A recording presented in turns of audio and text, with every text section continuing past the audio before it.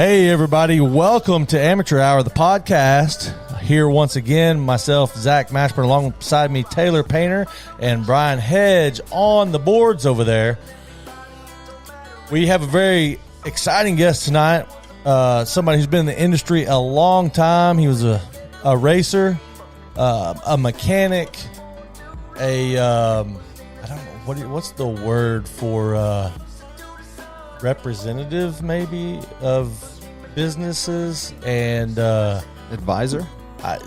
We'll get the terminology from him, and then now the parent of a up and coming racer, and this dude's been in the industry in all different ways. It's going to be a great conversation. He's got a lot of knowledge about this sport, so I guess we won't hold off any longer. We'll just go ahead and bring him on. We got James Coy tonight, and I'm really excited about this one. So let's get him on the phone. Hey, James, you there? I'm here. All right. So we got this thing going, and thanks for coming on. We're really excited about doing this podcast. I know you have a lot of information through the years. So I guess let's get this thing started off. I'd like to talk about your background as far as dirt bikes go and kind of how you got started, and then just kind of get into your career. I'm excited to do this one because, like I said, you're always one of my favorite people to see at the races. I get a very, very genuine feel whenever I see you. Like you're one of the nicest people in the pits. So I always appreciate running into you.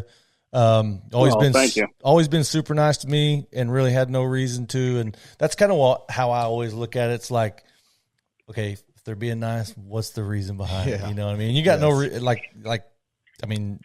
there's no reason, just because I think that's just who you are. So that's awesome. And I'm a fan. I'm a James Coy and Jace Coy fan. So I'm excited to get into this thing. So I guess all right. You'll get it from both directions, from me and Taylor. We'll both have questions throughout it. But won't you, if you don't mind, just kind of tell us how you got into the two-wheel world?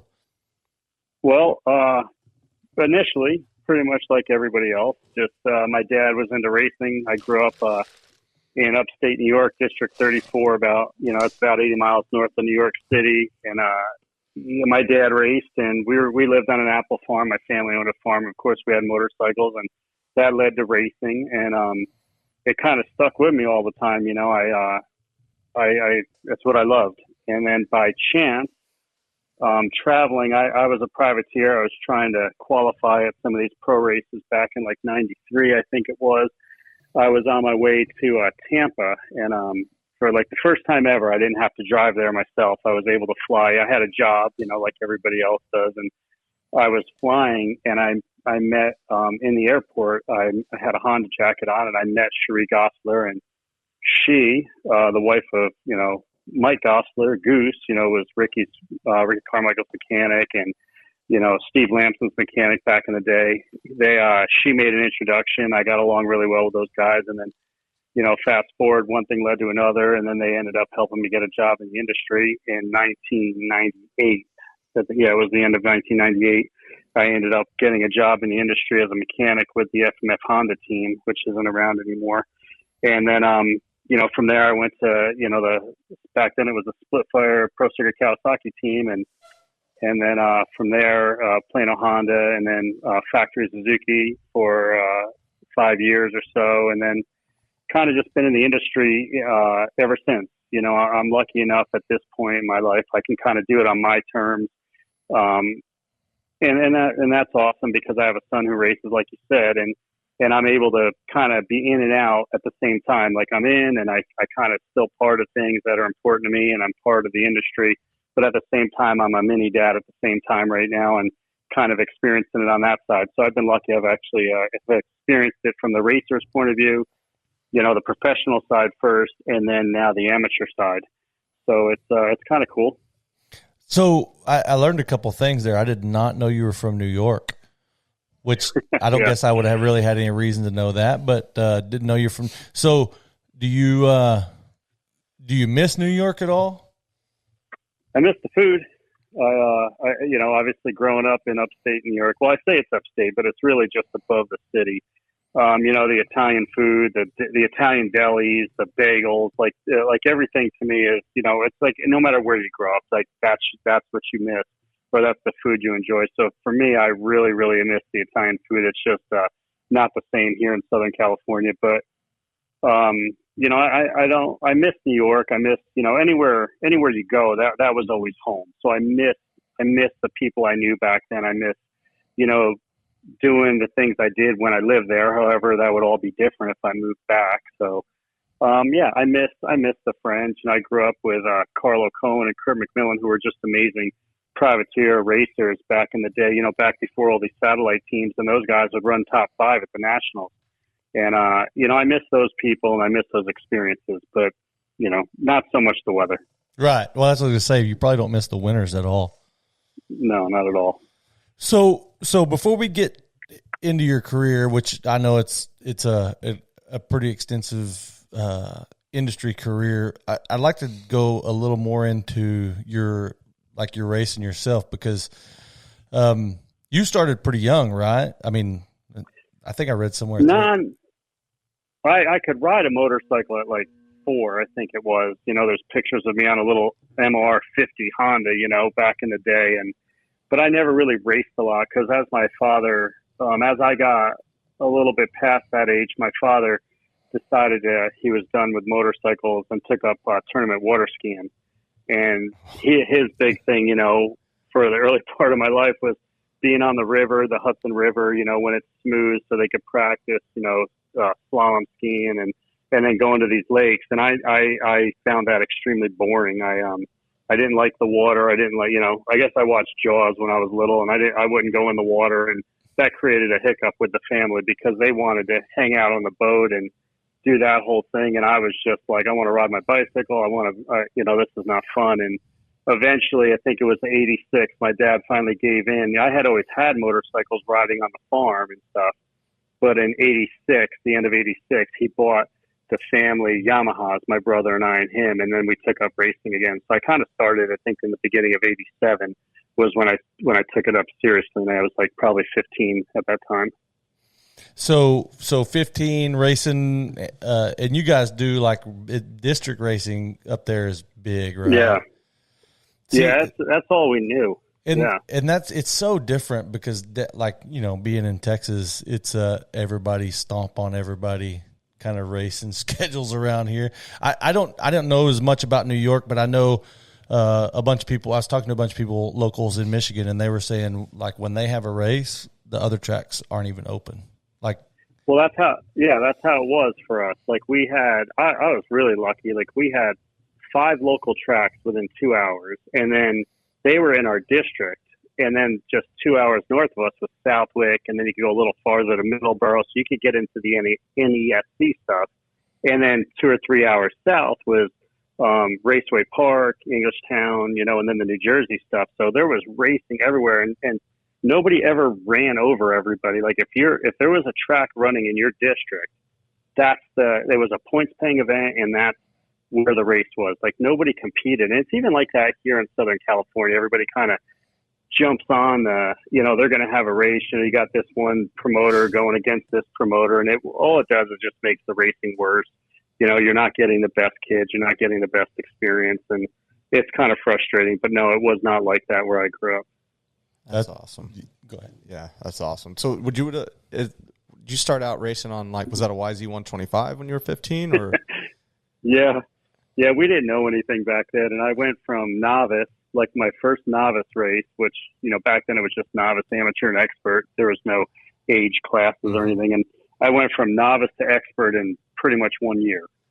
And it was kind of just dumb. Like obviously if you're pursuing a career, you're supposed to ride different tracks and then, try to do these races. We didn't know anything about the amateur nationals. We didn't know, the biggest race we knew of was the Kawasaki Race Champions. And, I didn't do it the smart way. I just was on the expedited path there and got to expert. And then obviously there was nowhere to go. And I certainly wasn't good enough outside the district to do anything anywhere, but I had a great time doing it. Well, with all that, did you chase pro nationals only, or did you chase pro nationals and Supercross? Oh no, I did the supercrosses too. Like most of the East Coast stuff, I had a job.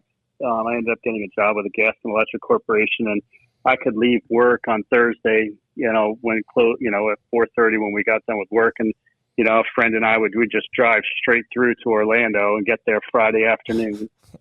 Try to race practice or ride practice on a 125 you'd never even ridden because it's January and it's nothing but snow on the ground in New York.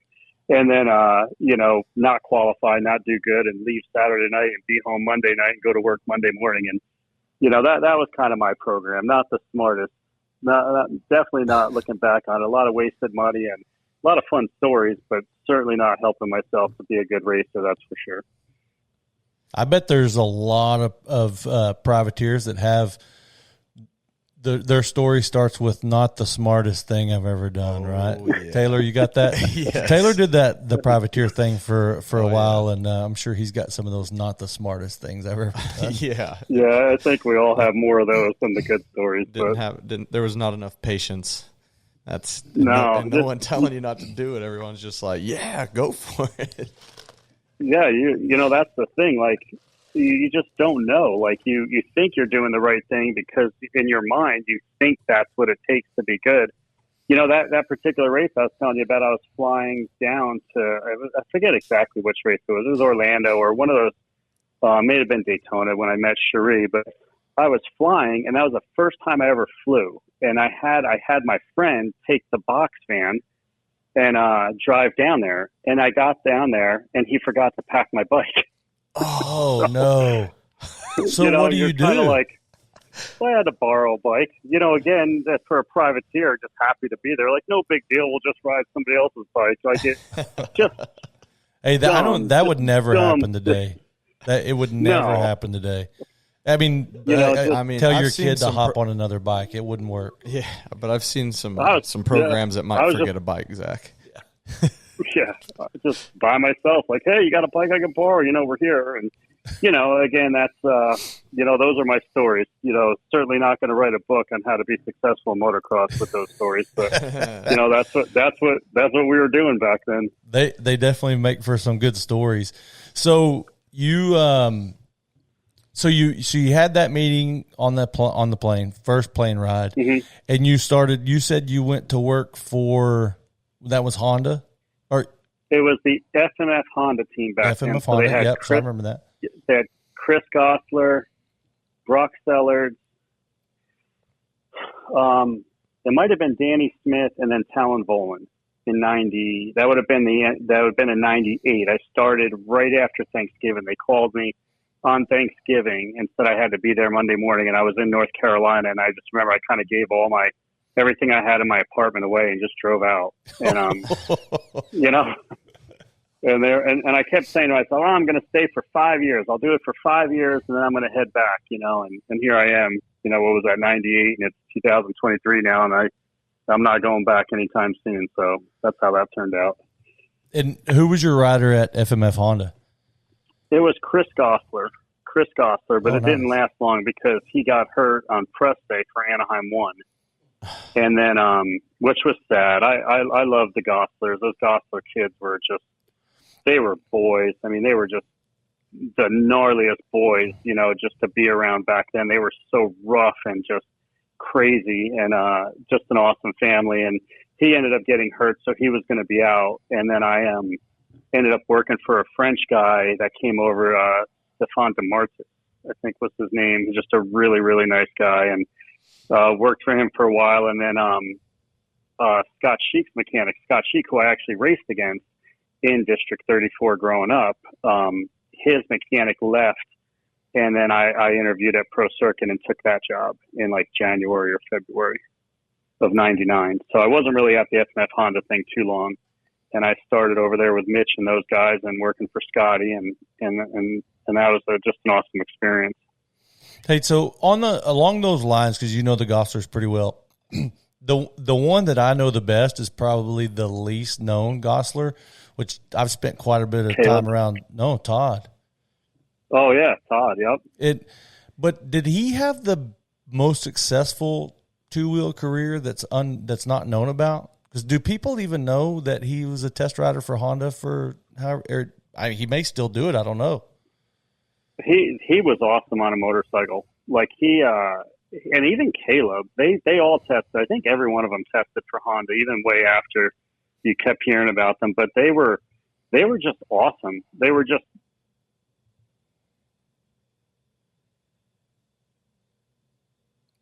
Did we lose you? Todd and Caleb. Oh, no, I'm right here. Sorry. They were really, really good on a motorcycle. And yeah, probably, with maybe different circumstances, they all could have probably been probably really good at some point. I know that they were all very, very fast. Well, I used to do schools with Steve Lamson, and when he would come to Texas, he would always bring Todd with him. And so I spent quite a bit of time around him, and I was like, dude, that's the one Gosler I hadn't really heard of, but he's got the best job. He just, had to go at the drop of a hat and test for Honda, but I mean, I think they paid him really, really well. It's a good job.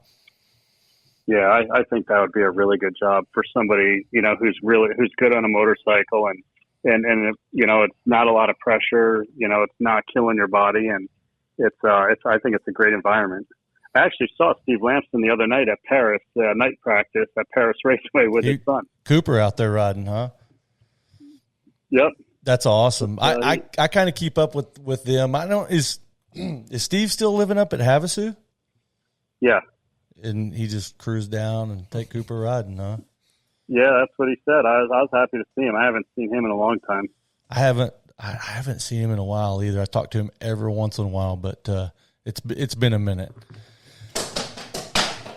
A picture just fell. You know what was weird? When I first met Steve, you could call.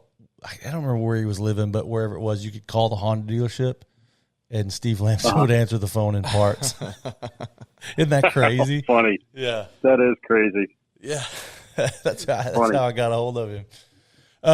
So FMF Honda, and that was, you said, in '99, and then you went to Pro Circuit. Mm-hmm. And went over to Pro Circuit. And that was your first time there. How long were you there that time? 2 years. So I stayed for '99 and 2000, and then I learned a ton. Like the guys that worked there at that time, especially John Mitchell, they call him Bundy. He's back in North Carolina these days. His son races those USAC midgets, so he's building those motors and running that program. But just another amazing guy. Are those the 1200 cc crotch rocket motors? I think they're a little bigger than that. I'm not exactly sure. I know they're and I think the motors that he runs are like full on Honda motors out of like one of the Honda vehicles. Oh, and then they go up against like Toyota and stuff. So they're bigger than the 1200 cc stuff. But Bundy and those guys, that's where I learned how to be a mechanic there. I learned the right way and the wrong way. Mitch's guys back then were anything but parts changers. Like you learned how to, figure out how long the parts were going to last. Just because you wrote it, you would inspect all your inner motor bearings, your transmission, and you really got a grip on what not to change and when to change it when it needed it. And that's one of the things I'm most thankful for, because that's where I had a true understanding of how things work. And, I'm not going to go port somebody's cylinder. That's not my jam. That's not what I want to do. But I can build a bike. And I can see how long, how things are wearing every week and when to change them and when not to. And that's all stuff I learned working for, Bundy and Mitch and those guys, because they weren't just parts changers. Like a lot of the guys, you ran everything as long as you could before you were taking a chance. And that's what I'm most thankful for that team right there. So that was Split Fire Pro Circuit. Kawasaki 125s. And who was your rider there? The first year was Scott Sheik, and then the second year was Billy Payne. Oh. So Billy Payne was at FMF Honda with you, right? No. Oh, no. No. He was still an amateur back in those days. Oh, yeah. Okay. Did you ever have an engine fail because the electrodes broke off of the split fire? I didn't. I saw it happen though. That was a thing, right? Not as much as everybody played it up. It was a thing. We had a race. The funny part about that, I'll tell a funny story. I don't know if I'm supposed to tell it or not, but Mitch was really mad with the guys at one of the races. It might have been Red Bud or something. He was really angry, so he came home and, typical Mitch back in the day, he sent all the riders running shoes with a note that said, "Next time I see you, these things better be wore out." So we went to a race not long after that, and one of the spark plugs did, but there's so many reasons that could happen. It's not really just the spark plug. Right. But we did have one of the bikes, at least one of the bikes that day. It was Nathan Ramsey's bike. The spark plug came apart, and I think Nathan was doing pretty good. And so from what I heard, the story I heard was Nathan sent Mitch a spark plug and said, "Next time I see you, this better be figured out," or something like that, something along those lines. So, that's awesome. And that's what I heard, so that was like the funny thing, Mitch can take it certainly as well as he gives it. But back then he was a tough cookie. Yeah, I bet so. He gets those Coors Lights going now, and it maybe not as stressed out.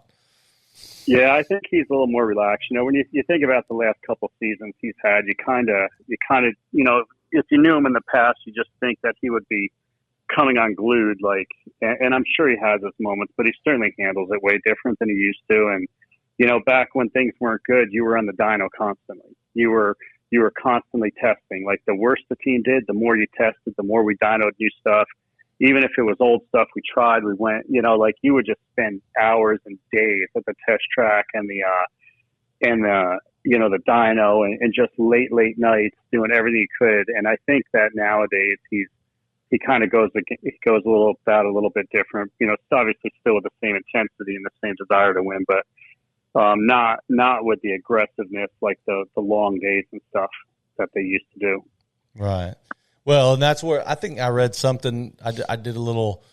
I was doing a little research before the podcast, and I think I saw something where you were working 17-hour days, 7 days a week, or about along those lines. Yeah, I don't know that every day was 17 hours. I'm sure there was a couple, but you'd be there till 1, 2 in the morning. Like, he didn't, you just worked. Like, back then there wasn't all this. It was a little tougher back then. The world is different now. Like, you can't really tell people they're going to work all day and late into the night. Like, back then it was, do you want to win? If you want to win, let's go. We need to dyno this. We need to try that. We need to, he was constantly grinding cylinders and coming up with stuff. And we were right there just changing parts and running the dyno and getting the test bikes ready. And it's weird. Like, a lot of the guys I talk to now, like, I worked my 40 hours, or I worked my, I did my time. And it's kind of like, it's not that they don't want to work. It's almost like they're told not to, some of them. And back then it was just different. Like, you worked, like, it was all about winning. Like, you were going there to solve the world's problems because you were trying to win races. And I don't feel like it's like that anymore. I think the guys maybe a little bit more relaxed, a little bit, probably definitely more time off, but the world has changed. It's not the same as it was back then. Well, and the thing too that's different now versus back then was every team, engine guy, suspension guy, practice mechanic, race mechanic. Like, it's just the whole scene is so different. Yeah, that's for sure different. When every team I worked on, I was in charge of his race bikes and the practice bikes and testing. Like, I wasn't in charge of the test equipment, but I went testing. Like, you went to the test track with your guy. Like, you were in charge of getting his practice bikes ready and obviously the race bikes. Then you just worked. It needed to be done. You worked. There was no questions asked. It was like, you wouldn't even think to say, "Oh, I don't feel like doing this," because it needed to be done. You just did it. And I'm not going to lie. I enjoyed every minute of it back then, until I didn't. And then it was time to go. Right. So 2 years there, and then where'd you go when you left? I went to a team called Plano Honda with Billy Payne, and you are speaking our language. Plano Honda is right down the street. Yep. Was Justin Smith on the team when you were there? Yeah. Well, he had just gotten hurt. I think he had gotten hurt right before his first race. I started there. Yeah. He was on the so West we had Coast, I think. Ivan Tedesco, Gio Tedesco, Elliott. What was Elliott? Travis Elliott. Oh my God, Travis Elliott. I love that guy. The Terminator. Yeah. Yep. And then there was a fourth rider. I know it was supposed to be Justin, but there was somebody else, and I feel horrible for not being able to remember who it was. What? Oh, Billy. Billy Payne. So, yep. We were told. Yeah, I'm getting old. We were told that was a factory Honda team. Like, I was sold. I was so naive. I didn't. Kenny Watson was the team manager, and he was selling me, "You got to come with Billy."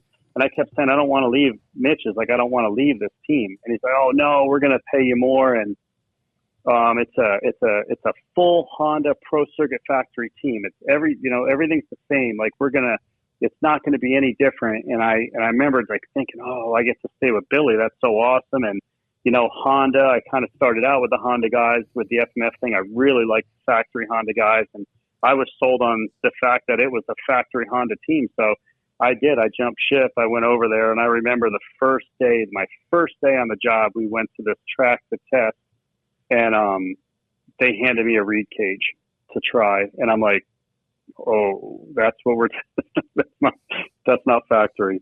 And it was anything but a factory team. Like, I just remember feeling so angry with myself and just not ashamed or embarrassed, but just like, how did I let this happen?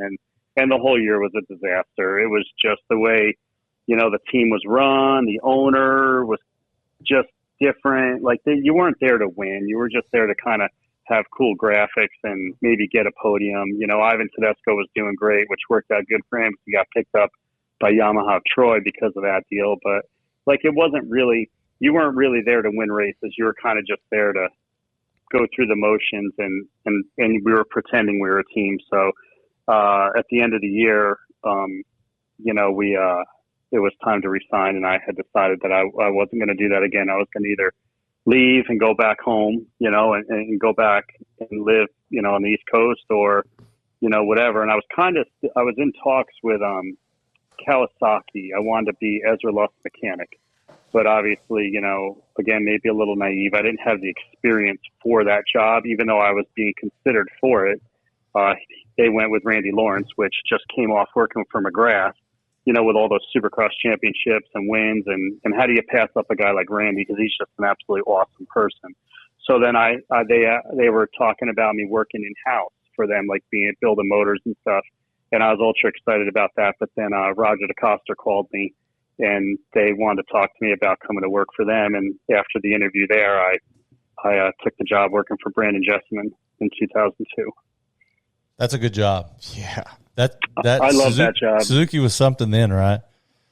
Oh, it was cool. It was just, every day you just felt like you were the coolest person in the world. Like, you went to work with, not right away, but Mike Osler came over with Ricky eventually, Tony Berluti, Lee McCollum, had Roger DeCoster, Ian Harrison, and then we're in the building, we're sharing a building with the Yoshimura Suzuki Superbike team. So, you got in the next door, you got, those guys and all their mechanics. Like, it was just this feeling of, you just felt so good about it. It just felt great to be there. Again, you're just working and feeling like you're curing all the world's problems through motocross, So were you, how many years were you there with Jesseman? Jesseman was 3, I think. We did 2002, and then 2003 he won the championship. That was my next question. And then he won the East Coast Championship, and then he got hurt the next week testing, and then he didn't come back till Redbud. And we were kind of out of the points. We were hoping, obviously you're going to go up against James Stewart and Chad Reed, but, you felt like we could do pretty good in the outdoors. The year before, he had a great season.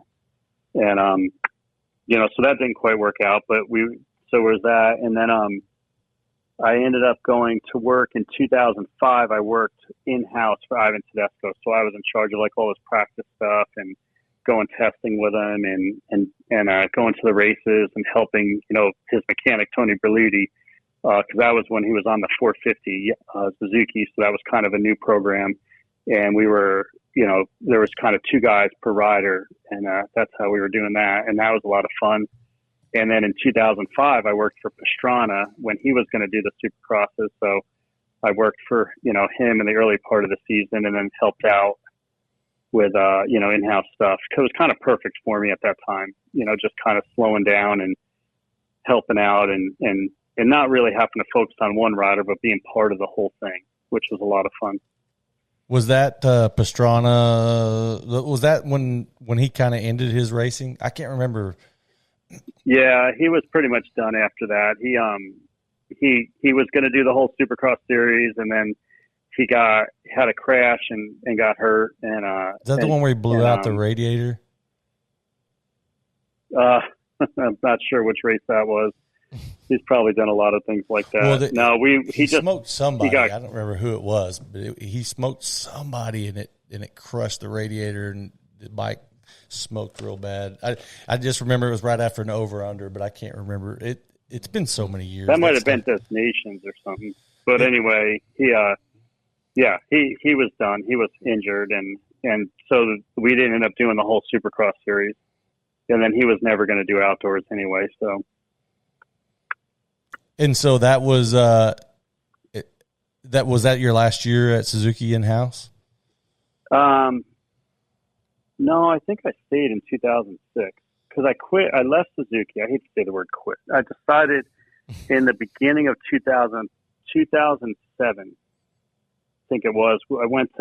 I had my daughter. She was like 2 years old, and I was just nothing changed. Like I try to make sure everybody knows, like I just kind of had enough. Like all of a sudden you wake up one day and you realize you're just racing motocross. Like it's not, all of a sudden it's the flame, the fire isn't there anymore. And I was helping out. I was a liaison between Factory Suzuki and that WBR team. I think it was a WBR team that was kind of this privateer team. And I was struggling with that. I was struggling with the mechanics that they had at the time and the way they were doing things. They wouldn't listen. And I just had enough. So I remember leaving. I was going to go to Anaheim too. And I was leaving in the morning, and I kind of just told my wife, I said, I'm kind of over this. And she goes, well, if you don't want to do it anymore, don't do it. So I thought about that the whole way to the stadium and the whole night. And we got done loading up the semis at the end of the night. And I told Roger, I said, I'm done. I'm putting in my 2 weeks notice. And I felt so liberated. I felt like, oh my God, I did it. I can't believe I did it. And I remember driving home. I got home and I told my wife, and then she yelled at me. What do you mean you quit? Yeah, we got these bills we need to pay. Yeah. So everything worked out because soon after that, I was, I kind of was happy that I wasn't doing the factory thing at that time. I changed. Nothing there changed. You just kind of get exhausted, and I just had enough. And then I was trying to help people out. I remember, Pro Circuit called and said, hey, if you're free, can you help out this family in Grand Terrace? They live near you. And the kids coming off Super Minis, can you help build them a 125? And it ended up being the Baggett. So I came over and I met the Baggett, and I built him a 125, out of parts that they were able to get back then. And kind of hung out with him for a little bit and been friends with him ever since.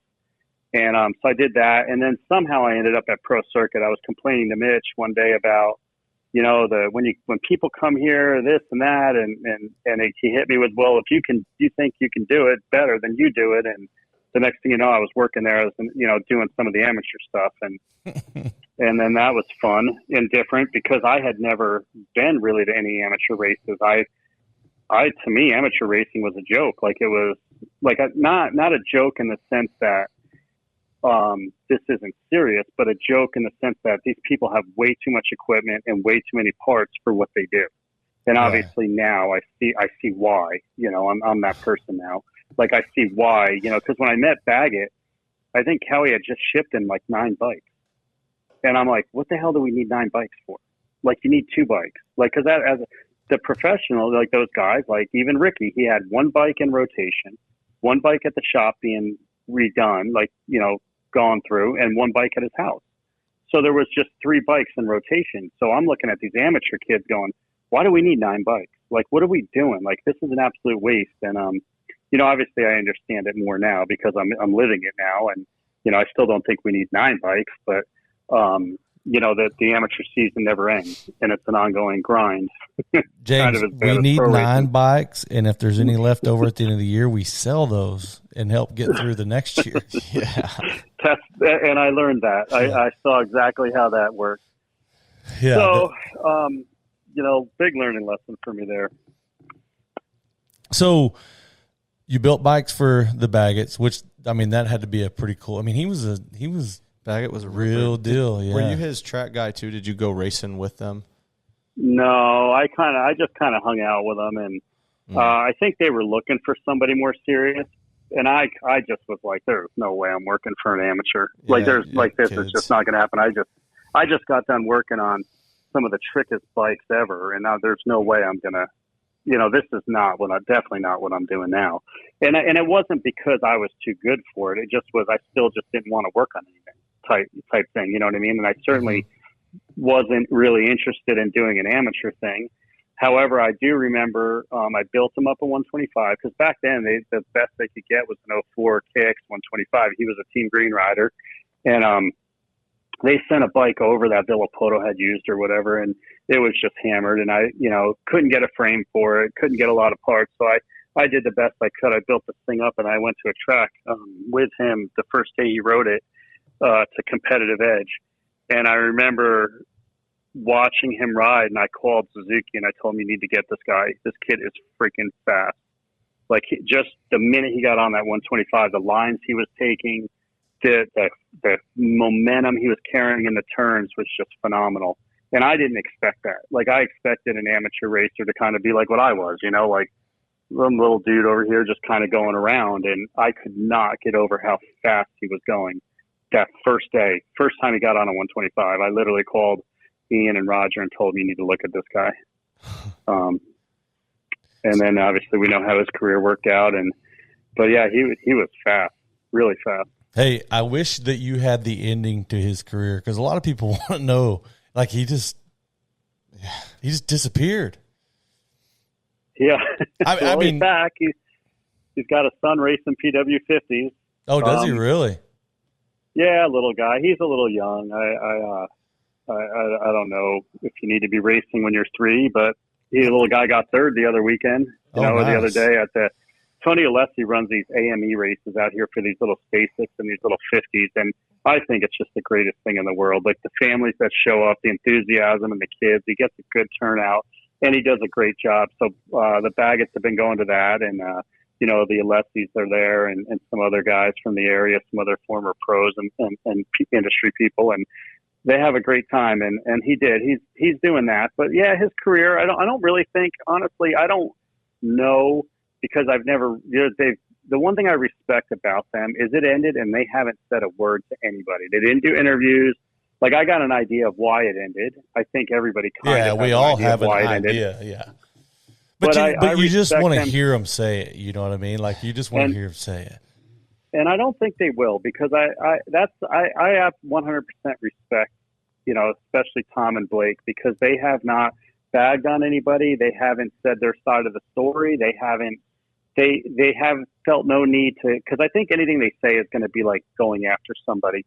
And I think I respect them for not doing that. We all know it had something to do with team, and it didn't work out the way they was supposed to. And instead of playing along and giving in, they stood their ground, and that was it. And Blake goes to work every day. They own a steel construction company, so they build like schools and like all these steel buildings, like industrial steel buildings, not like little steel sheds, but they do like industrial, like big schools and stuff like that. And Blake goes to work every morning at 4:00. I know that for a fact. He goes to work every morning, and whether he's enjoying his life or he has any regrets, I don't know. He's never said anything to me, but he goes to work every day. And I know that he's had opportunities. I know more than a few times he's gotten calls from factory teams asking if he would consider come back, hey, our guys are hurt. Would you consider riding the nationals? Hey, we're short. We need somebody. Would you want to come test our bike for us? And he on his own terms says no, he doesn't want to do it. So apparently it may not have ended when he wanted, but I think that he's at peace with it. And now you see him at the track, you see him with his little guy, and cute little cool little dude. his little guy is just a cool little dude, and you see him at the track in his little Fox gear on his PW50, and good for them. Awesome. Yeah, that's awesome. That is awesome. So, do you know? And this is last Blake Baggett question, but I wonder if did he sell his place in Florida to come back to California? No, nope, they still have it. And because I was joking around about that the other day after the little guy got third. I live next to them now. I actually moved in here because of Blake 12, 13 years ago. I used to go bicycling with him and work out with him. And so we became close. So the house next door to them came for sale, and we bought it. And now obviously he doesn't live here, but I still live next to the parents. So when Blake's dad got home from the little AME race the other night, I said, "Hey, here we're getting the ranch going again," implying that, You're gonna have to tame down the jumps a little bit. Yeah, he just shook his head and laughed and went inside. But as far as I know, they still have it. I don't think they're really in a hurry to sell it because I think that it's only just appreciating in value whether it's used for motocross or not. What does it say? Price tag? He's got it. It's for sale on Racer X. I don't think it has a price tag. Oh, Yeah, they're no not price. That. Yeah, that place is awesome. It is for sale though. Yeah. Casually. Yeah, They do have a price. they're very. It's $4,857,000. Yeah, that's not bad. Yeah, I don't think my bank check card will cover that, but You could try. it's they're very smart. The Baggetts are very, very smart. Whatever if you knew them in the past or whatever your impression of them is, they're very smart. So when they built that, I know that the zoning, I know everything that they did there is totally legit, and it can't be. I mean, anything can be shut down, like Tom says. Anything with enough money can be shut down, but it's zoned for the riding. It's a legit thing. So if you bought it, it would be like a turnkey deal. You wouldn't be fighting with the city. You wouldn't be, there would, nobody's going to show up and say you can't ride here. They did it in a way that it's absolutely 100% legit. And like I said, I don't really get the impression they're in a hurry to sell it because, land, they don't make it anymore, right? So, no, it'll only go up. It'll only go up. There were some guys that have had some zoning issues down there in Florida. So, I mean, it's cool. Good for them that they did it right. Because who was it that Tyler Rattray built a place down there, and then they can't ride. They can't ride it. Yeah, you hear about that all the time. Like everybody who's down there, you've heard at one time or another they're getting squeezed by the city or the town, and it's not. There's people out there that don't like the noise. There's people out there that don't like this just because they don't like it, so they're going to give you a hard time. But I think that the way they did that, they did it in a way that you're protected. For sure. That's awesome. My first place got shut down with a lawsuit from the neighbors. So it definitely happened. Yeah, we went through a whole long process with that. That was a terrible time. That's no fun, getting sued and shut down after you put your life into something like that. So that's awesome that Blake got it. Hopefully he can. If they were wanting to sell it, hopefully somebody will come along and buy it. One of these new, I mean, at some point, you would think that the Lawrences are going to need to get rid of some money, and because they're riding at somebody else's place right now, and there's no better way to get rid of money than buy land. And I have a feeling that $4 million is going to be a drop in the bucket to those guys at the end of in the near future. Yeah. Yeah, they're doing pretty good for themselves right now. You gotta, you look at that story and you're like, wow. I mean, you couldn't have wrote a better script. Where they came from and what the parents sacrificed, and good for them. Oh yeah, and that's the Great White Hope, right? Yeah, and I love how they did it. They went to Europe, got into championship racing young, right? Rode the EMX stuff, and Jet tells stories about crying all day long while doing laps at Lommel in freezing rain. and he that's not fun. No, and he says that's why he's so efficient now, because what his lap time started off at 4 minutes and something on an 85 at Lommel, and he finally figured out how to make it around for 30 minutes without getting so tired that he couldn't hold his head up anymore. Which makes sense. That's awesome. Yeah. Yeah.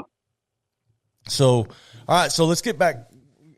kind of got we get off track, we get sidetracked. That's the best pretty part. easy. It is the best, the best part. But going back to your story, so we were at where was Plano Honda. Plano? Then we went to Suzuki. We went to Suzuki. Yeah, we moved on. From Yeah, so after Suzuki. Oh, that's right. You went to you were with Baggett. See, we didn't even get off track. We were still talking about Baggett. That's right. Yeah. So you were with Baggett, and then you went to work for Pro Circuit, right? Yeah. I started out overseeing the amateur support program there, which was totally different. It was a lot of office work, and I went to Loretta Lynn's for the first time. Went to Mini O's.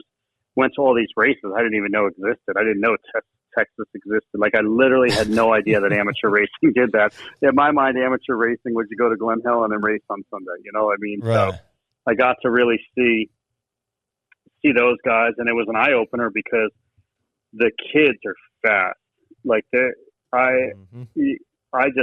blows my mind. I came from New York, and there's riders out there that are impressive, but the kids out here, like these amateur kids that we have, all across the country now, especially, these kids are fast. They can ride a motorcycle. It's just impressive. So that was something totally new to me. I started that in 2008 at the middle end of it. Started with Pro Circuit right after Loretta's in 2008, and really got to learn about the guys. So I talked to, I met a lot of kids that were coming up back then, the Reynolds, the DeFranciscos, Romanos, pretty much every kid, the Mosmans, and pretty much everybody in the 250 class now. Like, I had dealt with them, and that was a lot of fun. I almost said exciting. I don't know if exciting is the right word, but it was so fun to see and learn the backside of all this, like how the kids get to there and who's putting in, who's putting in the work, and everybody's program is different. And so the biggest name that I worked with back then is I went, right when I went to Pro Circuit, Adam Cianciarilla moved over to Pro Circuit. So he was a Team Green rider on 85s, and he came and cut my teeth working with him and his dad, Alan. And that was just, if nothing else, entertaining, the two of them and the dynamic they had. And Alan is just one of the most entertaining people ever. And so I got to watch, Adam and Zach Bell and Thomas Covington and all these kids. I've got to watch them grow up, and now a lot of their careers are over. And I've kind of seen it from beginning to end, and it's kind of cool. It makes you feel old, but I've got to see a lot of different aspects of the sport, a lot of things that most people don't see. Like, I know the exact program that they were on, like what they were doing, how many bikes they had, the training they were doing. I've learned a lot with, just talking to the guys. Even to this day, a good friend of mine is Michael Mosman, and I see all these guys. Jet Reynolds, who I'm hoping so bad it works out for him, and Ryder DeFrancisco, and I see these guys at the track, and it's just cool seeing where they were and where they are now and how they got there. So a couple questions popped into my head there. The very first one, this was something that always went around, and I was always curious if it was ever true. But after Adam, riders would come along that were maybe not as good, but very close, right? The Team Green prodigy that was coming up next, and they would say, "Oh, he's got Adam's Super Mini," and I heard that about three, like 3 or 4 kids after the fact. So was that a real thing? No, it was. Super Mini wasn't even that good. It was. Everybody thought that it was so great because they in between motos, the guys are inspecting the piston and we're doing all this work on it. It wasn't even that good. We were doing everything we could. Mitch was doing everything he could to get the power out of that thing to make it compete with the other bikes. Bassiglia was on a Yamaha, and Aldridge was on a Yamaha, and you had Covington and Zach Bell, and then you had Webb on a CRF 150.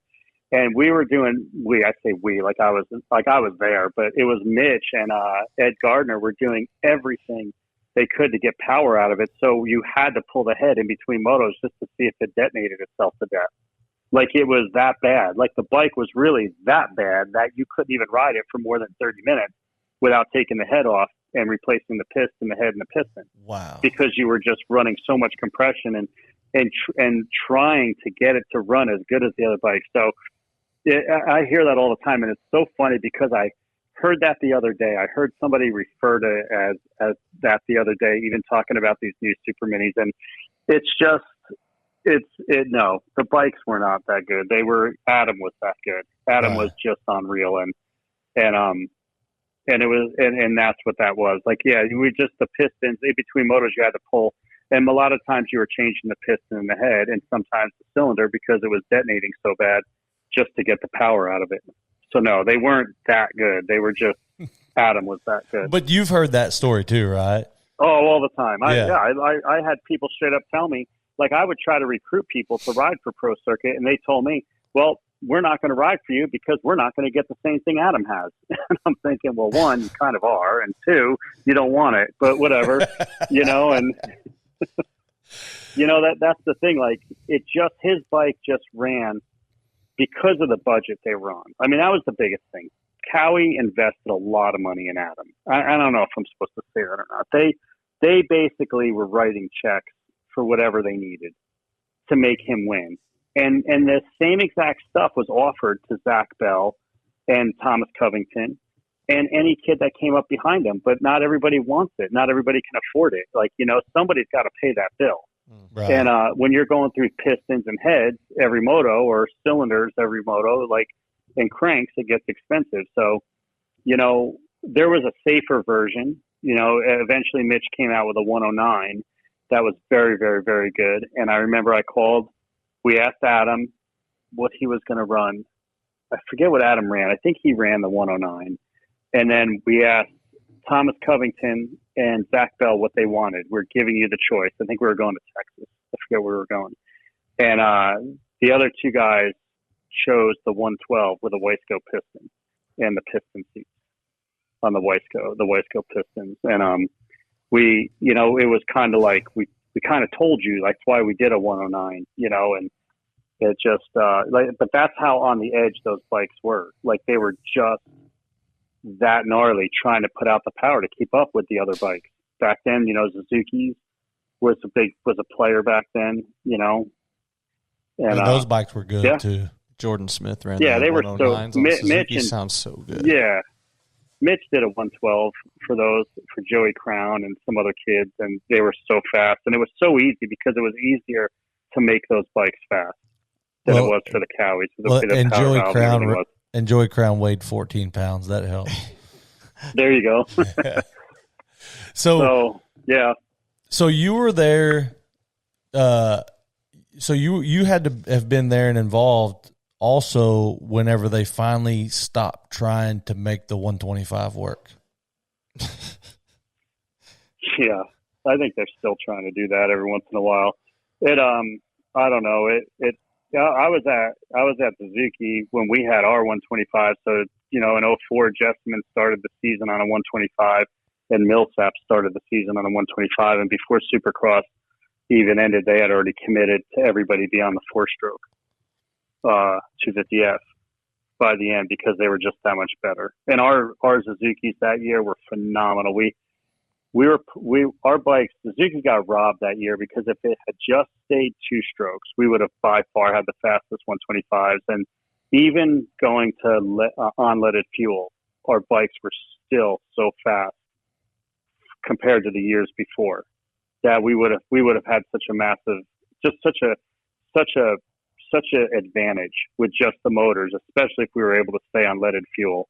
And then we never got to showcase them because they started Supercross on the 2-strokes and Jessamine didn't do good. And then Millsap, he did all right. And then before the end of it, they were all on 250F. So that was sad. When the 250 started hitting the market, a lot of guys were still pretty competitive on 125s for a bit, right? I guess until they got them running really, really good. Yeah, those bikes ran hot right straight away. Like they were, those early bikes, 04, 05, 06. I think those bikes ran hot and they were hard to keep them going. nobody really knew how to modify them, like the motors, like they do now. Like I remember, again, probably things I'm not supposed to talk about, but I remember being at Suzuki and they sent over the RMZ 250, which at that time was a collaboration with the Kawasaki. And they had the Japanese engineers there to show the bike to us. And, all the mechanics, the whole team is in this room and they unveil this bike and we're looking at it. And, and then I forget if it was Roger or Ian or somebody asked, well, like, what do we do? Like, how do we modify it? And they're like, no modify. Leave it stock. Like, just race it stock. And we're all like, are you kidding me? And, that's what the Japanese, like, at least the Suzuki Japanese were like, just leave it stock. Just race it like it is because we don't know. And that was strange because they were the Yoshimura Superbike team was right next door. They were all 4 strokes.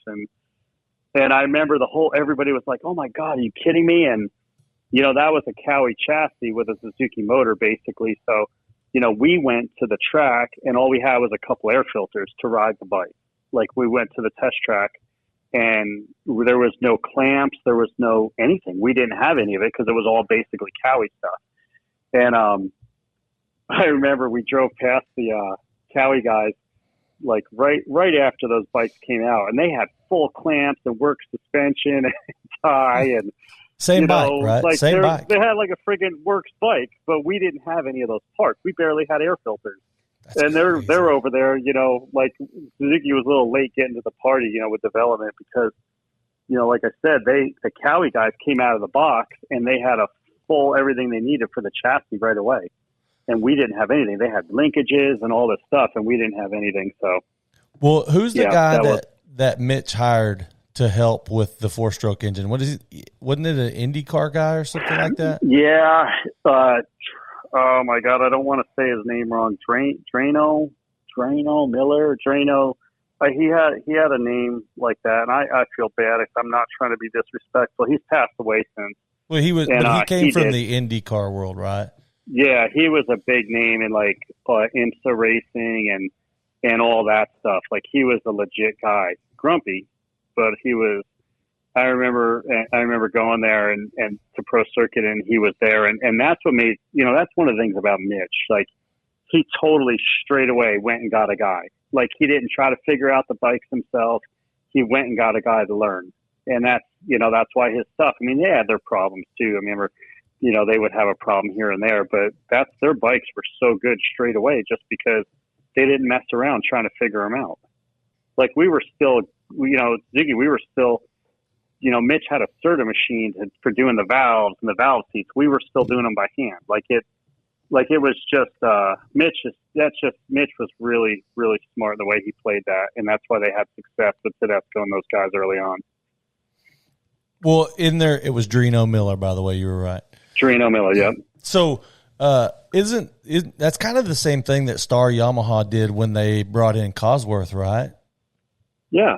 That's they think outside the box, and to me, Star is one of the most impressive teams right now. They, for a lot of different reasons, I think the culture over there. I'm sure it's not all roses and rainbows. But you think so? They raise up that shirt, boy. Let me see what you got going on over there. Exactly. They're killing it because they're doing things on their own terms. They're thinking outside the box. They got Brad over there, and that guy's just awesome. He's been around forever, and they, the people they're hiring, the people that they're going after, they're making it work. And I think it's just awesome. I think the culture over there, the way they bring these riders up, like I can't tell you how impressed I am with what they did with Deegan. I got to talk to Deegan's mom a year ago at Texas. Marisa, she's very, very nice. And I asked her how it was going, and I started asking her some questions. And she said the minute he signed his contract, they had him in the weight room. He was riding with the team every day. Like they integrated him early on as an amateur to build him, and I think, when you hear Jordan Smith, who is another great guy, a family that I loved working with back in the day, Jordan Smith talks about he signed with start in the summer, and immediately they had him at the complex. They had him down there working out with the team and riding with the team and building him up. So I think that's part of why they're so successful right now.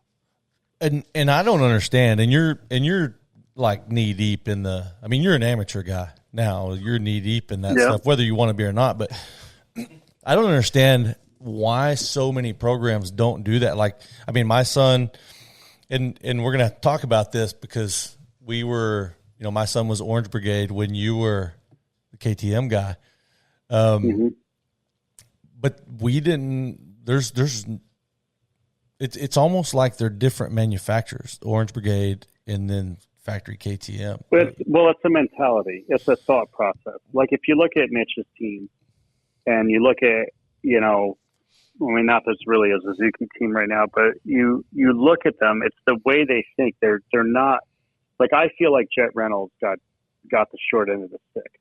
I think that they hired him. They expected him to be able to ride Supercross whoops. They expected him to come out and just be awesome. And it's not like that. The guys in the 250 class are getting older and older. They're stronger. You got a 16, 17-year-old kid against a 22, 23, 24-year-old man. Like, 28, come on, that's not 29. Yeah, 20. Yeah, so you wouldn't put your kid in football up against that. You know what I mean? So why would you? I think that it's a thought process. I think that that's what the Orange Brigade, when I was at KTM, it was supposed to turn into that. Here I am. I have this team. We have a schoolboy rider, 250B rider, a 250A rider, and a pro rider.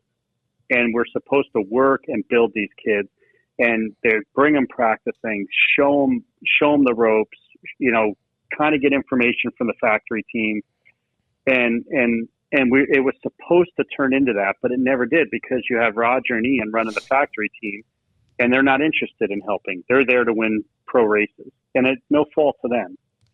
So John Eric Burleson, who was the CEO or president of KTM at the time, he tried to put this thing together, and it was an awesome idea. But you weren't getting cooperation from everybody. Like, we were still kind of hung out to dry, and my budget back then didn't allow me to help the other kids like I wanted to. And then so you're kind of stuck in this. Well, we're trying to do this, but we don't really have the help from the higher ups that we need it from, and it never really gelled. And then when Troy Lee came in, they ended up taking over the whole thing, and unfortunately it's disappeared since then, which I thought it was a great program. But, it could have been something awesome. But if you look at what Yamaha's doing now, they have Liam Olaf, who is on the NSA. He's riding for Ed Torrance. And he's already being exposed to the star guys. He's already getting information on working out, getting stronger, nutrition. Like, he's getting all that stuff already, and he's not even on the team. So I think Yamaha's doing it the right way. They have these guys, they're teaching them early on, and one of the things I was talking about, I was trying to explain to somebody, is like, when I graduated high school, there was a kid who got, right out of high school, got signed to the Atlanta Braves as a pitcher. But he never pitched for the Braves right away. He went to their AAA or AA, or, he went somewhere and they built him. And I think that's what needs to be done with these amateur kids. They're coming out. They've never seen what it takes to be successful. They don't understand how long it's going to take or what they need to be working on. They don't know what Jet Lawrence knows. They don't know what, the experiences Faulkner's had or whatever. And so, like I brought up Jet Reynolds before, I remember them being disappointed that he couldn't ride the Supercross whoops. And I'm then thinking, like, well, how's he supposed to? Nobody ever showed him. Right. Well, he's got a Supercross track at his house. Well, that doesn't mean he can ride it. I got a baseball field near my house.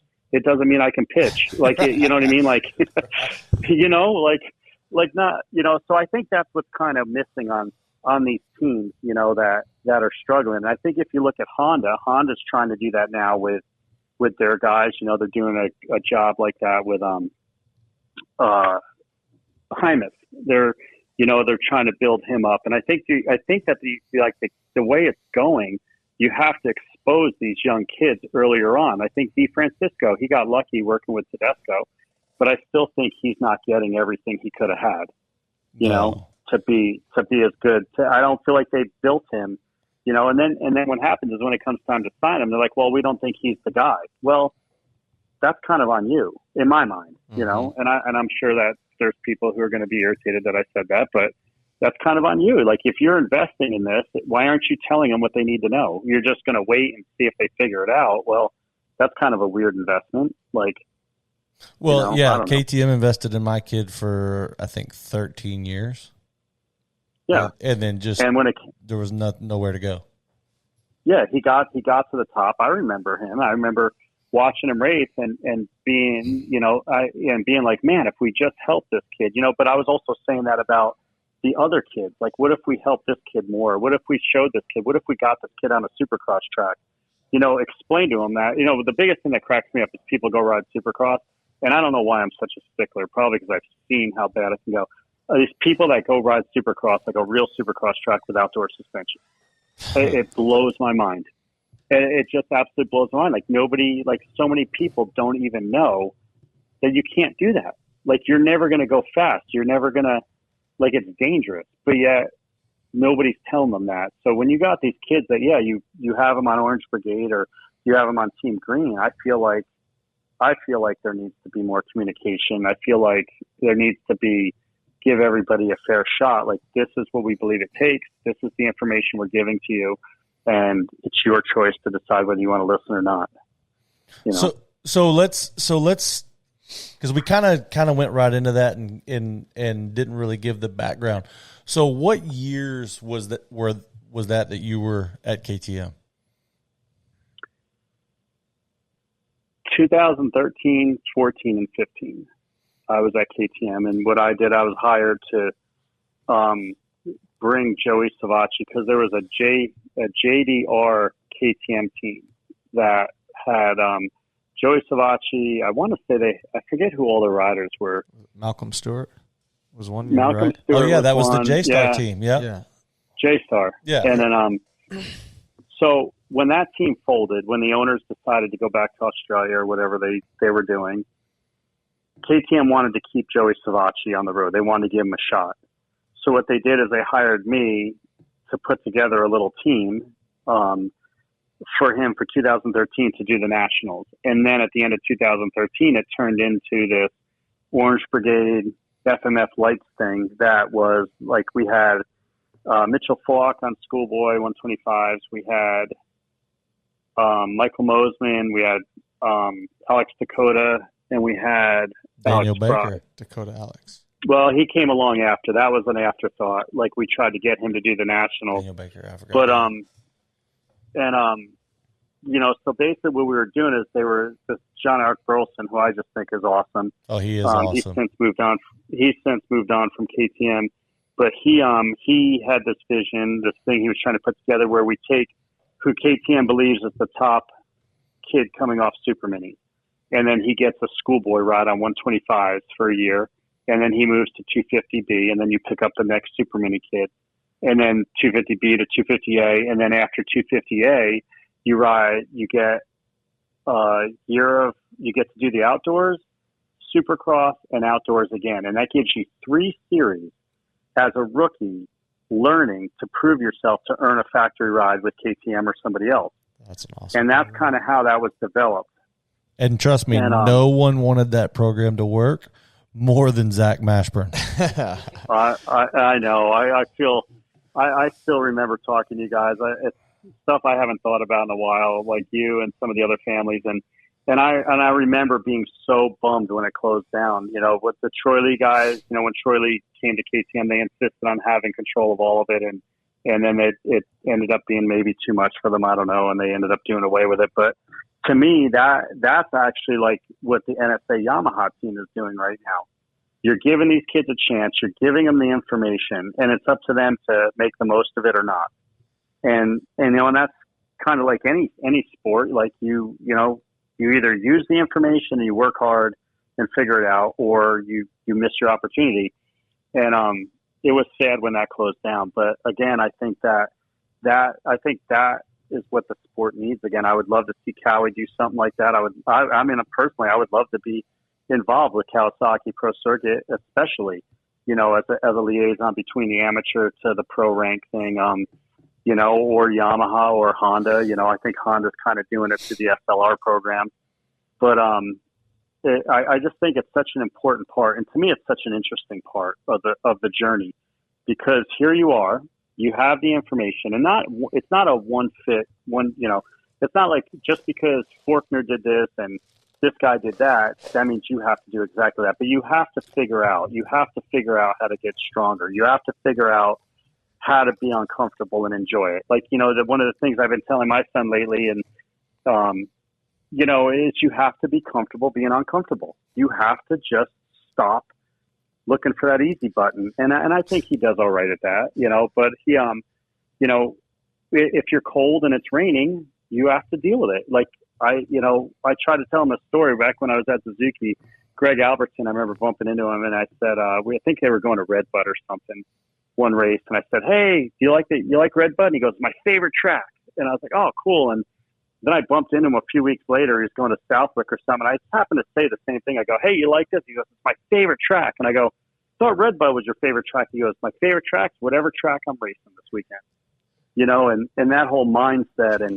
And then you talked about Jet Lawrence, riding his 85 in the cold rain at Lommel, So these kids need to understand, like, you have to understand what's coming. And if you're not strong, or you're not mentally strong enough to deal with the adversity and let it go, or you're not willing to work through the pain and the cramps and the fatigue, then you're not going to make it. But somebody has to tell them that, and I don't think there are anybody telling people that. We had that conversation with our riders today. Almost exactly. Yeah, verbatim. Yeah. And we were working a section, and they were just trying to tiptoe through it. And it's like, dude, this is a 20-second section. Let's just be super aggressive, find a new comfort zone by pushing out of this thing, and just see what comes about it. And every one of them, by pushing themselves, got to a next level of speed. Then they got comfortable in that speed within 15 minutes. And exactly. Well, you've seen it. We deal with this day in and day out. But the kids want to be when they come into a corner, they want to be 100% comfortable. The ones who've trained through the years, you can see them like going through the setup for the corner, and then once they're really, really comfortable, okay, now let's go. Well, the corner was way back there. Yeah, the corner was way back there, and so it's like, dude. Okay, we say that same thing you just said. You get comfortable being uncomfortable. You just got to go find a new comfort. Yeah, so it's cool. I say to my son, like, he's out there and he's like, he'll be having a decent day and he'll say something, I felt pretty good today. I said, "Now, how many corners did you blow through?" "Well, I didn't blow through any." "Well, then you weren't pushing hard enough." Because theoretically, like, if you didn't make any mistakes in the corners, you weren't going hard. How do you know? And that always irritates them when I take his thunder away. So I got to stop that as a parent. But still, like, they need to know. Like, well, he's kind of screwed because there's not many parents that have as much knowledge and insight into the sport as you do. So he's kind of screwed, kind of like my kids were. It's like, couldn't you just be one of those parents that don't know anything about dirt bikes and hold the air throttle up? Just clap. Exactly. So that's why he has his mother.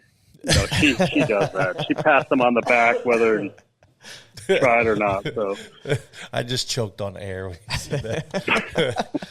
Oh, so all right. So KTM was in the midst of you being at Kawasaki, or no? It was after I had left Pro Circuit. I meant Pro Circuit. Yeah, I left Pro Circuit to do that. It was just a chance to learn something completely new. Like, I had always wanted to do my own team. I had like business proposals and business models from like 2005 when I was at Suzuki, like about doing a team. So that was like right up my alley. And, I get into the office, I talked to John Eric Burleson, and he basically said, "Okay, here's your budget. We'll talk to you later." I'm like, "Wait, what?"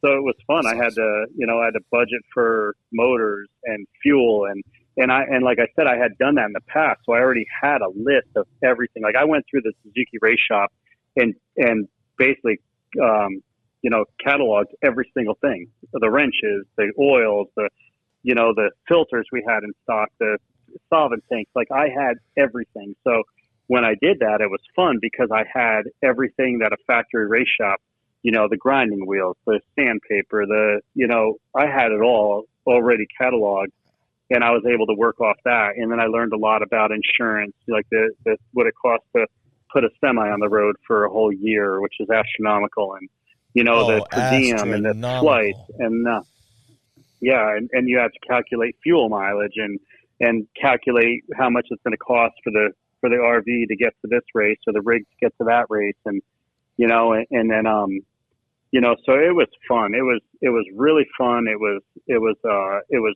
right what I wanted to do. I was working with the riders. I was working with the mechanics, so I was kind of telling them, we'd look at something and, okay, well, I think we need to do this and then get their feedback. And I don't know, it was just fun. I loved it. I loved, I worked with Brad Benish, who's on off-road now, one of my favorite guys to work with. I worked with Hunter Falk, who now is the suspension guy for the Gas team, who's just an amazing worker. And then Daniel Taslou was another one. And so everybody I worked with, I enjoyed it. It was fun.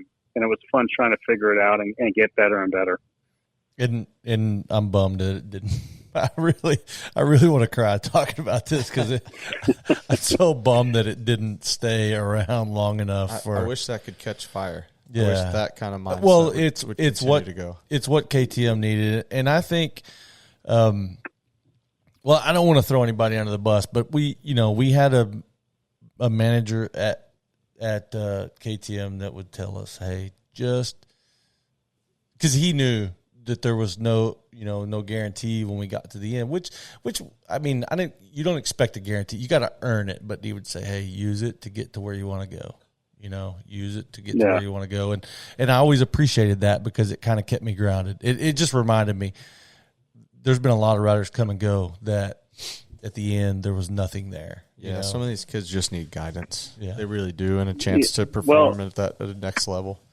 I mean, they'd spend all these years the same races and then get thrown to the wolves and expect to have it dialed in right off every weekend. And that's the other thing, right? They do all these one-off events, and then they get thrown into a championship series, and that's a whole nother level, managing a series. And it's tough because the teams aren't every week. Yeah, the teams aren't so much set up for it, but also our race program that the amateurs go through their year-long process of racing doesn't set them up for any sort of a championship mindset other than winning this weekend, or for these three motos. There's so much more going on in a professional career. Well, the mindset of amateur racing is you're only as good as your last race. So if, as soon as that race is over, and I talked with Parker about this, and we were just talking, maybe it was with Todd Bennett, but when Parker won Loretta's on Monday, nobody cared except for my family. That was it. And doesn't matter what the next race coming up. You gotta win Ponca. But now you gotta win Minios. Fifth at Loretta's might feel like it sucks for you if you're in a championship series and it's points, then fifth, hey, you might have scrounged up a fifth. That makes sense, good.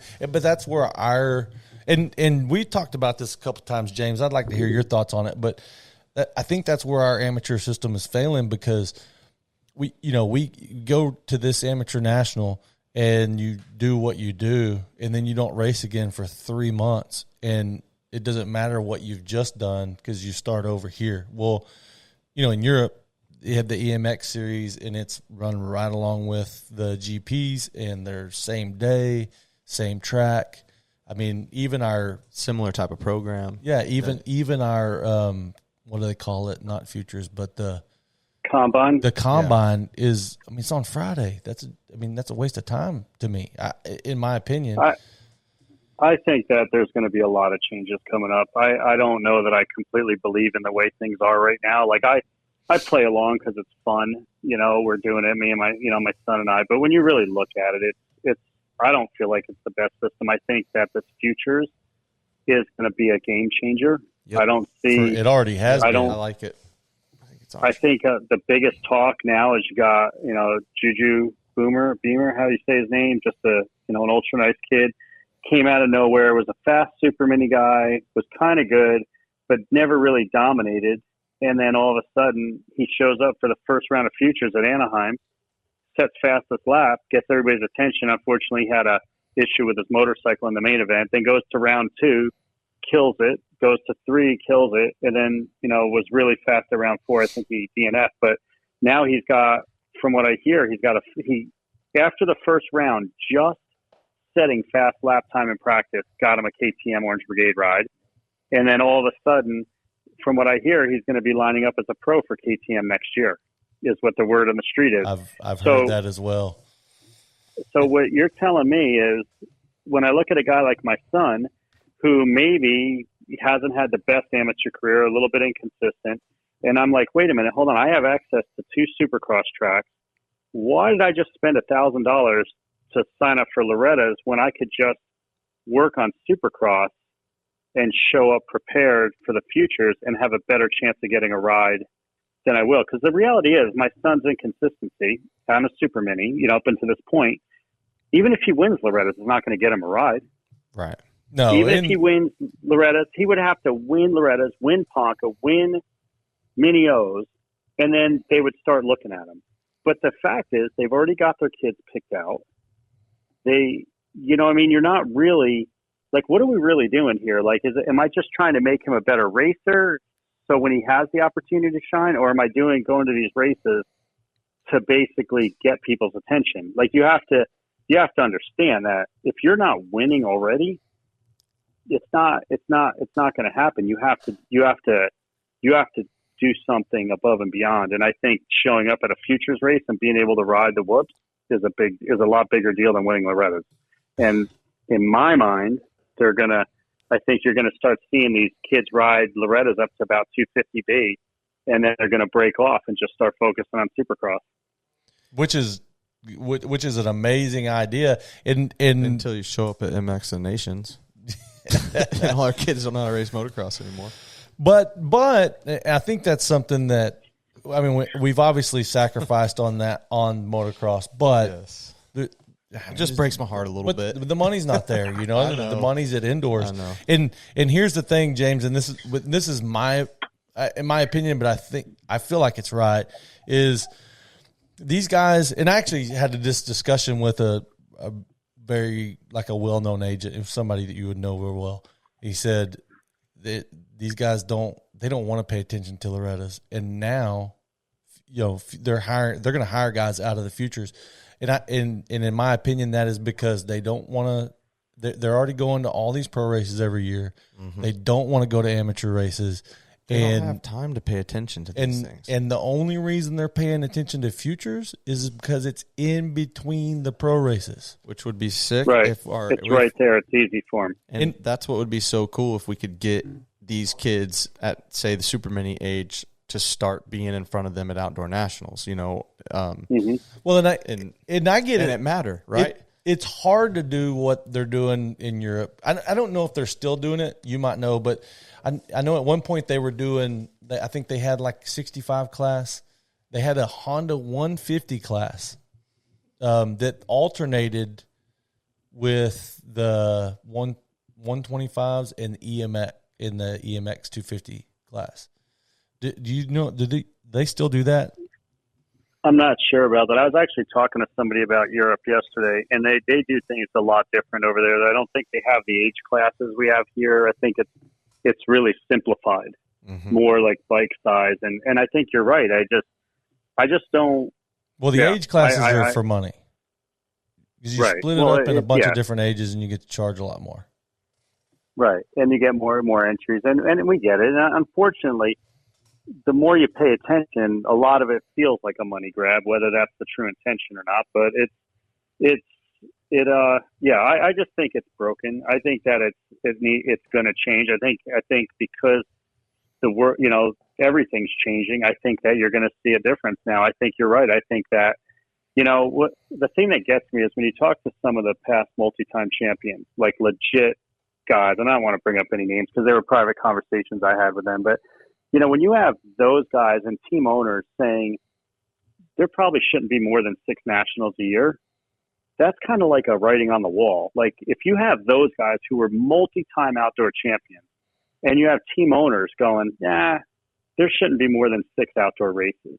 That to me is like, okay, something's not right. You know what I mean? Like to me, what's the point of having a series? I love the outdoors. I love watching these guys duke it out. I think that there's nothing better than 2 long 30-minute motos, but not everybody feels that way. So if you have those people who have lived it saying that, then I think that's an indication that things are going to change. And I think this futures thing is just the beginning. And still, how could they not expand on that? How could they not expand on that and bring, you know, those guys more future stuff to these supercrosses if that's what people want? So I think that, yeah, I think it's going to change. I don't know if it'll happen right away, and I may very well be wrong, but you know, when you really look at like for what you're doing and the bang for the buck, like I said, like I could go to Loretta's, my kid could win all 6 motos this year, and we wouldn't leave there with any better sponsors than we have right now. Right. But if you went and you rode one practice at Futures and you were the fastest guy, you're all of a sudden everybody talking to you. Mm-hmm. You know, so, and it wasn't that long ago that if you won a class at Loretta's, like sponsors were knocking down your doors. Yeah. But now it literally means nothing. Right. I mean, it means something to the family that won. It doesn't mean nothing, but right. It's a personal achievement. Right. That's what it is. It's a personal achievement. And I think it's awesome. I am not, just to be clear, I am not downplaying it, because I'd tell you right now, if we won all 6 motos at Loretta's, I'd be hugging you guys and I'd be high-fiving old people I don't even know. Right. That, I think, is an amazing thing. But when you're talking about the industry as a whole, yeah, it's like not, that. There's starting to become other avenues now to get to where you want to be, not just, you know, the grind of all these amateur races. And that's a good thing. I think it's a very good thing. Yeah. When my kid won Loretta's, I was more stoked than he was. But I knew on Monday that I was the most stoked. It is a huge accomplishment, and I don't want to take that away. I mean, we prepare for it, 3 or 4 months every year. Yep. But it's not like it used to be. Nothing like it used to be. No. And we're talking more about setting kids up for a better transition into professionals from an amateur, right? So, you know, you still got to go to these things when they're 50, 65, 85 Superman. It's good for them kids. They get in a pressure cooker. They have to go race. Well, do you really? Do you have to go to all of them? Like on a 50cc bike, on a Kiwi 50, you don't have do you really have to go to Loretta? Do you really have to go to both Texas rounds? Like I'm not going to lie. I love the Texas rounds. I love Underground and Freestone. I love Mini-O's. I love being there. I love going to all of it. Like I'm going. I'm 100% in, and I'm not trying to talk anybody out of going. But do you really have to go to all? Like if you're going to Freestone and you're getting 20th, you're getting 15th to 20th. Does it really matter if you go to Underground and get 15th to 20th? Does it really matter if you go to Loretta's and get 30th? Like, you know what I mean? Like, does it really matter, or do you kind of just save your money, fix your program, and just maybe pick and choose a couple races a year just to see where you're at? And then when you're kind of in the top 10, start hitting them all to get that consistency, or, you know what I mean? Like, there's got to be a balance. Right. Like, you can't just have everybody selling their house and living out of their motorhome chasing a dream. No. When, so that's just how I feel. Like, and that's just it. I think there's got to be a balance, a family balance, The have to for me was more towards Loretta's, because it is if there's one national you go to, that's kind of the national championship, right. And I 100% understand that. And like, to me, I go to all of them. Qualifying process, so it holds a little more value. But no, you're right. I think you don't have to go to all 6 majors or whatever it is every year, and hit the features and do all that if it's, unless you have it like that, and that's kind of what you enjoy doing. But here's why I want to say why I feel like you need to go on a 4 to 6 or a junior 50 to all the nationals, because when my kid was 6 years old, and he really picked up his speed at 7, like he came on good at 7, so he wasn't that fast in the 4 to 6 class.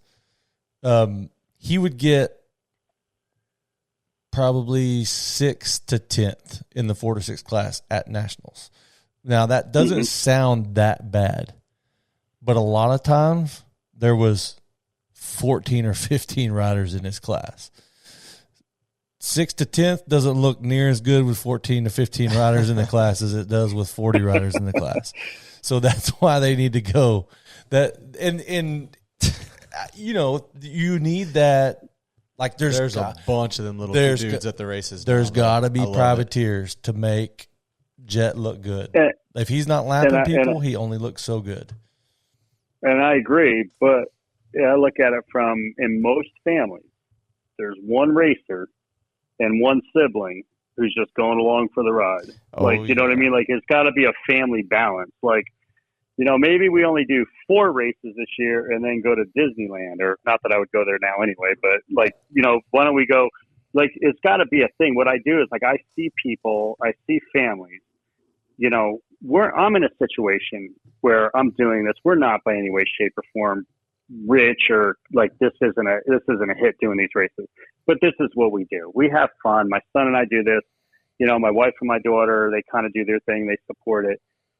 So we do it. So I'm not trying to tell anybody not to do it, but I also see families where there's a little boy, or actually there's some families with a little girl racing, and it's everything.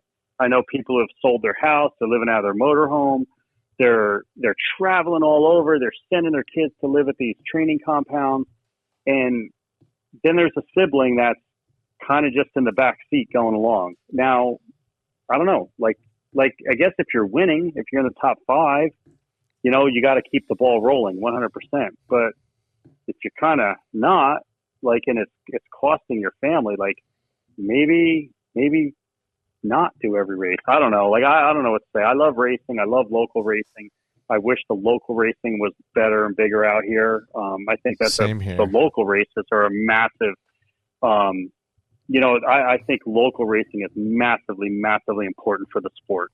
I really do. I think it's almost as important as these nationals. Like, I bums me out when you go to a local race out here and there's only a few people in some of the classes. I feel like local racing needs to be better, and in turn, it's gonna raise everybody's game. Yep. But I think also, you know, leveraging everything that you own and trying to do this with the reality that might not be a Jet and Hunter story. You know, it might be, you know, worse. So I don't know. I thought. And here's the thing about that is a vast majority of the people riding dirt bikes are not going to make a living doing so in the future. And that's okay. I don't feel like they need to. If they're getting it, they should be getting like going for family time. The kids are learning work ethic, and you know, it's a good time with the family. But the local racing has gone away, in my opinion, because so many people ride during the week now, and with riding during the week, that allows them to not do so much on the weekends as far as dirt bikes go, but give that time to the other sibling that doesn't race, or the other siblings that don't race. So that's a good point. So I never thought of Yeah, that. we see that quite a bit. It's a big deal here because there's so many places that you can ride during the week in Texas now where there didn't used to be. So, you know, if a parent's able to take their kid riding 3 to 4 days a week during the week, it's like, we don't need to ride on the weekend. We definitely don't need to race because we're building towards Ponca, or we're building towards Minios. And so now we'll ride during the week. We'll save our race money for that. And I mean, and that's was my happy place whenever Parker was able to start riding during the week was, okay, I do this stuff 4 or 5 days a week already. I do not want to do it on the weekend. Yeah, and I see, so we live in an area where there's a couple training facilities and there's a bunch of tracks right in here. And I see my daughter, my 8-year-old, plays soccer. And on the weekends at her soccer games, I actually see a whole lot of dirt bike people at the same soccer place with the sisters and the little brothers playing soccer on the weekends. And I think that's where that's what Zach's saying, that's where a lot of our local racing has gone, because just like baseball, the rec baseball has not what it used to be because there's so many kids that train year round to play select baseball. Now national racing has taken a leap up. Your entries are high, and there's a lot of kids doing that. And I could kind of see the correlation there, right? They go do other things on the weekends, and so the local racing has just gone away. In our area, for sure, we have a couple series that do okay, but not like it used to. Our Pro Circuit series used to get 1,200 to 1,600 entries in a 6-round series. And yeah, were you at PC then? Whenever that we had that series out here in Texas. Yeah, I think so. It was huge. I remember hearing about it. Yeah, it was humongous. See, I don't see that out here because you'll go to a practice track on the same weekend out here, and you'll see the same guys riding. So maybe it's a little different there, or maybe I'm missing it a little bit. Which, that like to me, my son races locals every chance we get, just to support it, just to support the locals, and hopefully they're, you're a little greedy in that sense, like, oh, hopefully there's enough kids to at least get contingency money. But I feel like I've never seen that. I have to pay more attention about that because I think that would be awesome. And that's a flip side to the same thing I'm talking about, like having, if you're taking the sibling to go play soccer, or even the kid that's racing to go play soccer, that's a good thing. Like there's a balance, a family balance there. Maybe the parents are going out, enjoying the day on the boat or whatever. There's that balance you're looking for.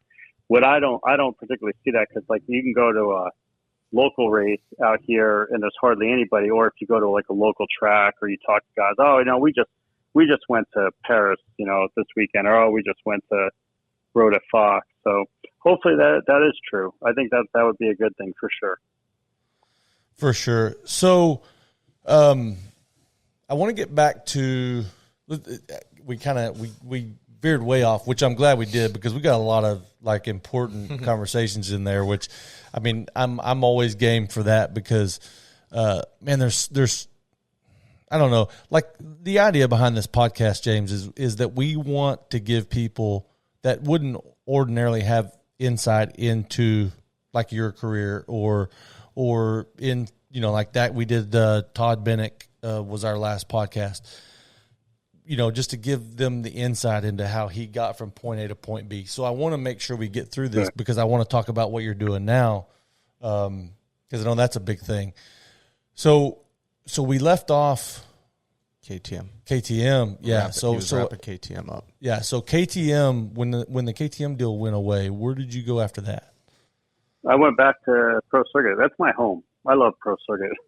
Yeah. So I went back there and then doing the amateur thing, but kind of I went back to Pro Circuit, and then I ended up I work for a company called EMT Racing, and EMT Racing specializes in trackside support. So it started in Modesto, California. Mike and Elizabeth Johnson, their son Tyson Johnson races. He's a pro now, races nationals, and they started this years ago when Tyson was on little bikes, trying to find the people to work on their bikes that they could trust. And then it turned into, they found the right people, and then it turned into going to the track with Tyson. Then it turned into selling, helping other people at the track. And now it's a full-blown trackside experience. They basically have huge trailer in Modesto. They go to all the, they do like all the AMA races as far as like the qualifiers, the regionals, any big races, like, any amateur national stuff. And they started out there. Then they opened up in Southern California, and they hired me to work for them. So I go to the track during the week, and which obviously is good for me and my son. And they have a really cool shop where we work out of, and they have bays. You can rent workshop bays. It's got full air, washer and dryer, pressure wash area, clean room. I mean, it's literally a little replica of what you might imagine a motocross race shop looking like. And we rent bays out by the week, by the month, whatever. And then we have RV parking with hookups. We have drive parking. And what we have is we have actually a lot of people who use that as a home base. So some off-road riders from the Midwest, they leave their stuff out here and they'll fly in, grab their van, go race, come back, use the shop, get everything cleaned up, service, park it, and then fly home. We had, not this year, but last year we had a couple teams from England rent the race shop out. They came over to do the first couple nationals. So it's actually a really cool setup. And then they're also a Cobra dealership now. And then we do the trackside support. We have a trailer, and we do trackside support at the local races down here. And then we just opened up in Texas. And hey, which I didn't want to interrupt you too much, but we just got a notification on our app for our training facility here that EMT Racing is going to be in the house tomorrow morning. Yep. So there you go. Yeah, Dan Sims. Yeah. So yeah, that's cool. That's wild. Yeah. Well, it's actually really good timing. because they do it the right way. Like they're fair pricing. They're there to help. They're there to answer questions. The mechanics they have very smart, and basically you get to the track. You have fuel. They have Dunlop tires. They have everything you need to help you. And what it is this in this day and age now. You get more people showing up who aren't experienced working on motorcycles. You get more moms bringing the kids to the track, and we're actually there to help everybody. And it works out really good like that. So we have the Dan Sims over there in Texas, who's just an awesome guy. I was talking to him today. And then we just opened up in Florida, and we're going to open up another facility in northern Texas and another facility in northern Florida. Again, doing trackside at these practice days and these race days and being there. And then obviously there were a full Cobra dealership at all the locations. So I'm really excited about it. I enjoy working with them. I still get to help Pro Circuit. I still get to be part of that family, so I'll never let that go. However, I'm really excited about what I'm doing now. The whole Johnson family is just amazing people. They're just great to work with, great to work for, and I can't say enough good things about it. And I'm actually really happy to be there right now.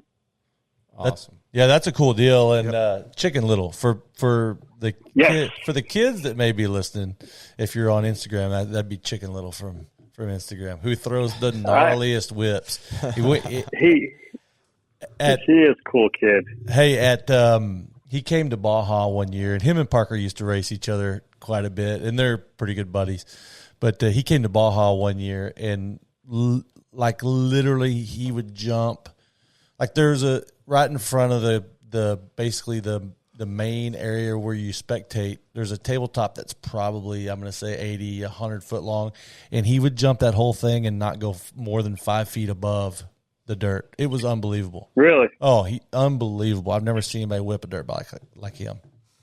He is a really good rider. I really enjoy the fact that I got to know him, because I used to watch him when I was at Pro Circuit and kind of didn't know his story, and I always wondered why he never had better results. Obviously he's a very good rider, and it turns out, a lot of injuries or whatever, things didn't go his way, but he's a really, and the thing that impresses me the most as I got to know him is how good he is with the kids, like the little kids, and he's just the type of person you want to talk to your kid. Like he's just cool. However, I do need to call him and give him a hard time, because that second moto this weekend at Southwick, he was on the very last gate on the outside, and lined up right inside of him is his friend Hunter Lawrence, and he could have come out with a top probably 7. We were trying to guess it would have been about 7th. He would have come out of that first turn, but he gave Hunter a lot of room trying to help him out, and ended up coming out around 17th or 18th. So I do need to give him a call and give him a hard time, but he for sure looked out for his friend there. But when you call him, tell him you want to get a lot of press, knock down the points leader. I mean, no better way. Well, he rides with them every day. He's friends with them, so I don't think that would go over good. But is he in? Is he in Florida? Yeah, he and the family moved there when they opened up the shop there a couple months ago. He lives in Florida now, and he trains with the Lawrences. As far as I know, he rides with them almost every day. Oh, yeah, that could have gone probably bad for him. Well, that's what I'm saying. Yeah. If he had muscled that just a little, he had such an amazing start on the last gate on the outside. If you go back and you review it, he came in. All he had to do was kind of muscle his way in a little bit, and if he swept that corner, he would have came out. We were thinking the top 7, if not better. And he definitely gave Hunter a lot of room and overshot it. So I want to give him a little bit of a hard time about that. But that's what friends do, I guess. Yeah. So they moved, the whole family moved to Florida. The mom, the dad, and Tyson, correct. So what about their other? Because I don't want to spend too much time on this, but they had another business in California, right? Yeah, they own a big industrial electrical business and contracting business, and it's still going. The dad is he doesn't micromanage. He has the people in place that he believes he needs to have running things, and he touches base with them throughout the day, but he doesn't feel like he needs to be there apparently. And like I said, they're just amazing people. So when you work for them, you just want to do the best you can anyway. So I think, he brings out the best in people, and he has those people for sure working in that electrical business. That's awesome. Mm-hmm. That's a cool deal, and I'm glad you're doing that, and you found somewhere where you can. Because we've talked about this before, but you get to spend quite a bit of time at the track with Jace, right? Yeah, it's every day. It's almost too much sometimes, but it's good. He gets there. He does his thing. I got some guys helping him, and I can, because I am there to work. So it's, even though it doesn't take up a lot of my time most days to help people, I am there, and he does his thing, and we have that little bit of separation. I get to watch from a distance and put my 2 cents in when I think it needs to be, and it's afforded me the chance to do something and do it in a way that it's not costing me a lot of money, and I can keep going. We've talked about that. This could be really, really difficult, and I'm lucky enough that I'm in a position where it's not that difficult for me to be able to do this. So ultra, ultra thankful for that. That's really cool. So speaking of Jace, how are things going for him right now? He's good. He's getting better. He's growing up. He's 15, and we're going through some changes, I think, and it's bringing out a little bit more aggressive side of him, and a little lippy. Does he know a lot more than he used to all of a sudden? He hasn't gotten there yet. He has a really witty sense of humor. Like, he likes to give his mom a hard time, and he likes to joke around. He's still a sweet kid. You're not looking at the next, boxer or fighter for sure, but he's getting more aggressive on the track, and he's starting to find his way, and he's getting better and better. So I think it's really the being at the track more often, and the consistency, and really the consistency in just every day, going after this every day, whether it's working out or riding way more than we used to, I think is really what's making him better. So it's fun to see him try to figure it out. And again, there's, I act like I know everything, and I talk like, oh, this is what you have to do and this and that, but really, like, I don't know, and I'm trying to figure it out just like everybody else. I just kind of have a few more reference points to look at and use as examples than most people do. So, we're still trying to find our way, but I think he's doing good. He's, I've said it before, if he can get out of this what he wants to, and leave the sport on his terms, then that's a win right there, For sure. So what classes are we going to see him in at Loretta's? Super minis. He'll be in both super mini classes at Loretta's. Woo! Thank goodness you're getting paid to be at the track this year. Hey, is he riding Adam's super mini? No, we got a better one than that. We have a KTM Pro Circuit Super Mini at Smoke Adams bike. Oh, that's good stuff. I don't have to pull the cylinder off every time we ride it, so that's the plus right there. Yeah, it is. I'll tell you what, we had Mitch do our 125, and I was blown away. He said, "Send me." And I'm good friends with Ed Torrance, and Ed is obviously good friends with Mitch, and so he said, "I need to send the cylinder head and piston," and I was like, "That's going to be our Loretta's motor to try to go win the 125 class," and he sent it back. And I had built, I think at that point, 5 125s that year, and Parker said they're all slower than stock. Every one of them, he's like, they suck. They're not good. And we got that one back. Ed put it together, put it in the bike. I put two bikes side by side without saying who built them or where they came from. And Parker rode them back to back, and he said, that one sucks, and that one over there is a rocket ship. Fastest 125 I've ever been on. And it was the one all Mitch's head, cylinder, and piston. Simple. Yeah. $350. Yeah. Do you know how much those other ones cost? I do, because I see it all the time, and I feel bad because that's the one thing, I've spent so much time on the dyno, like with the 65s and the 85s and the super minis. I've been there. I've watched everything, and unfortunately, a lot of stuff, a lot of money that we pay, a lot of services we pay for, don't make power. They just theoretically make transmission smoother, or theoretically it makes this, run better. But the reality is the only things that make power on a two-stroke is the cylinder and head and pipe bouncer. Maybe a little bit in the carburetor if it's meant for that bike. But yeah, you definitely, I believe it 100%, because that's all my bike does. My bikes have always had just the bare minimum, and we have no problem hole shotting. Well, he told me over the phone when Ed put us in contact, and he said all these engine builders try to do too much to them, and everything you go in excess makes the power go backwards. And could be, yeah. And we had a lot of power backwards on all those other bikes. Parker was like, "Man, these things are slow." Yeah. I respect Mitch. Like, it's hard. I'm not gonna lie to you. I'm that mini dad, just like everybody else, and I'll be like, "Wait, what did they do to your bike? Oh, well, I got to look at that. I got to have that." And then the reality, like, I started looking into it, and or I'll go. There are even things that I've done and went down and asked Mitch to dyno it for me, and it's either worse or didn't make. Most of the time, it just doesn't make any difference. And that's the thing that I have such a problem swallowing, because I don't have, I'm just going to be honest. Like, I don't have the money to do this if I wasn't in the industry. Like, if I wasn't doing what I do for a living, I don't know what I would be doing to make enough money to support this. So I'm very frugal. I watch where I spend my money. Like, we don't practice on race fuel. We don't, we just keep it at a minimum. And, so it's hard for me to tell people, well, we need to do this and we need to do that and we need to do this and that to your bike, and that'll be $3,000. But knowing in the back of my mind, I know that none of it's making power. So it's always been a thing with me. And like I said, I have my insecure moments where I start looking around. But the reality is, you don't, it's on a two-stroke especially, you don't have to spend that much money. No, and it's I don't know.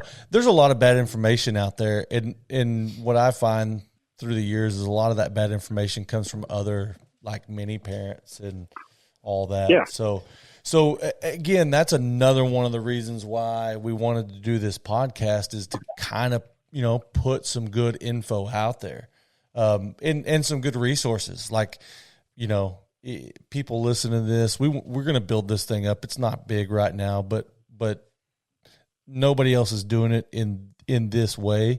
I have no doubt that it'll get big, and it won't take that long. Right. And so when people go back in the archives and they hear this for me, like, this is why I wanted to do this episode, because now people know where they can reach out to James Coy and get good information on what they should do, to keep their bikes maintained or whatever. That's the main premise of this thing. So, man, I really appreciate you. We appreciate the honesty. Yeah. And we appreciate you taking the time to do this, because obviously we're not paying you. We'll high five you when we see you at the next race. There you go. I'll look for you guys to live hours. It was either do this podcast or clean air filters right now. So I'd much rather just be doing this. So,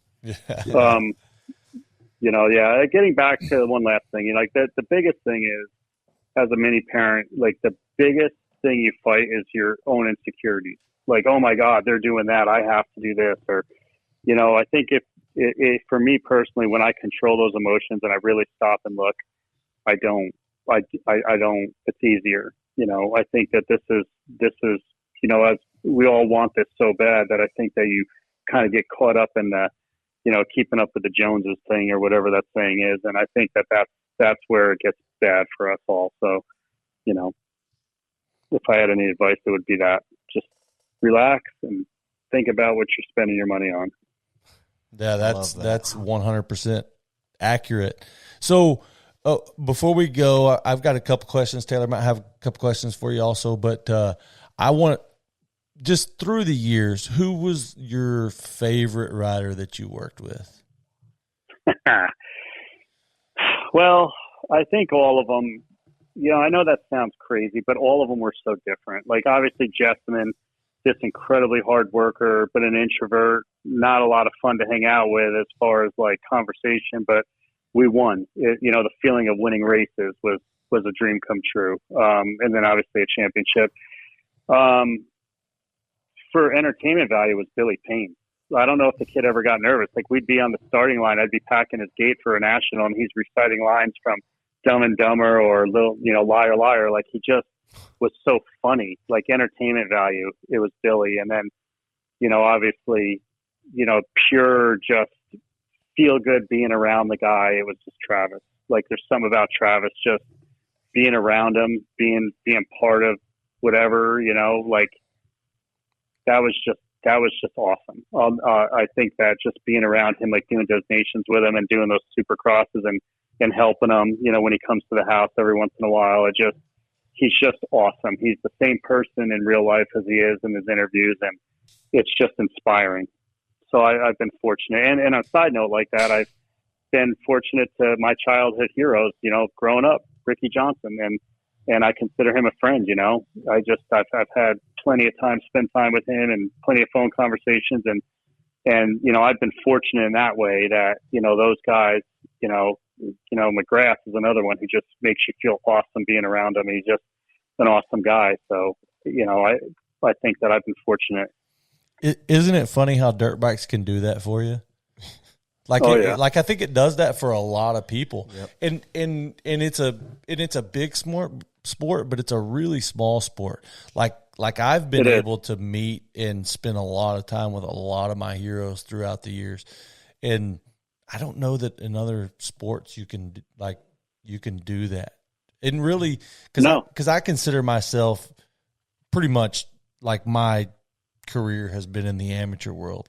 Yeah, I've taken guys to, the Supercross series and the outdoor series, but the bulk of it has been in the amateur world. So to get to meet, and I mean, let's be honest, or I'm gonna be honest, pretty much everybody, because I'm a 90s guy, late 80s, early 90s guy. And so, the wild years of racing, but man, I know Mike Craig really well. I know Steve Lamson really well. I spent a lot of time with a lot of those guys. I mean, Greg Schnell. You just go down the list, and I've been I watched those guys on TV, and I knew nobody in motocross, and now I know most of them. Personally, can call them on the phone, which is pretty freaking rare in any industry. And it is, and because it's a small industry, and that's what's so awesome. Like I love the industry. I have my moments, and but it's exactly like that. Like everybody you just named, like we're out at Paris, and like I said, there's Lampson's out there, Mike Craig's around all the time, Jeff Emmig's out there the other day.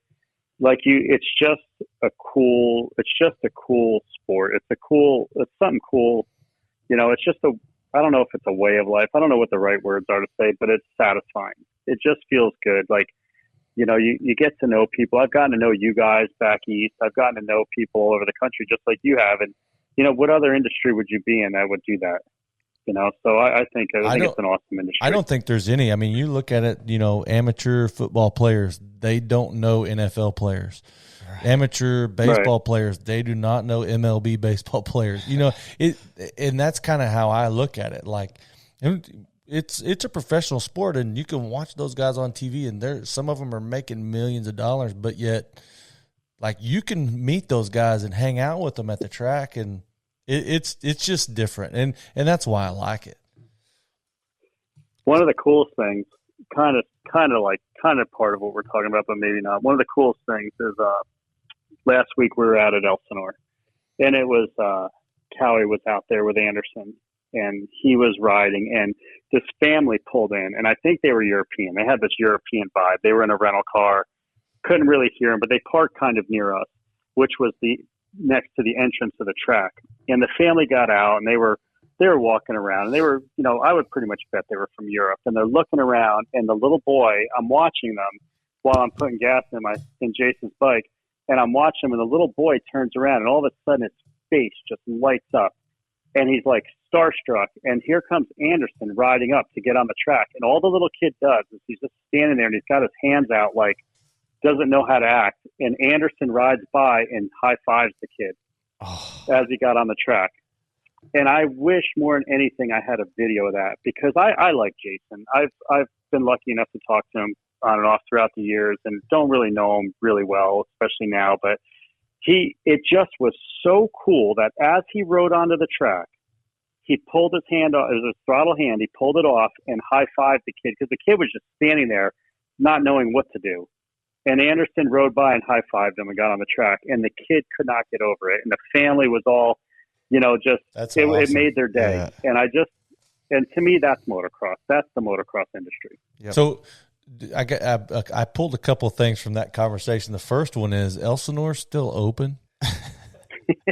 Yeah, it was dry as a rock. And then the other thing is, remember when Langston's was on the corner right there when you turned into Elsinore? Yep. So you could go in Langston's and spend an hour, and you just standing around in there, and you might meet people from 10 different countries. Mm-hmm. Stop in there because they're on their way to Elsinore. Yeah.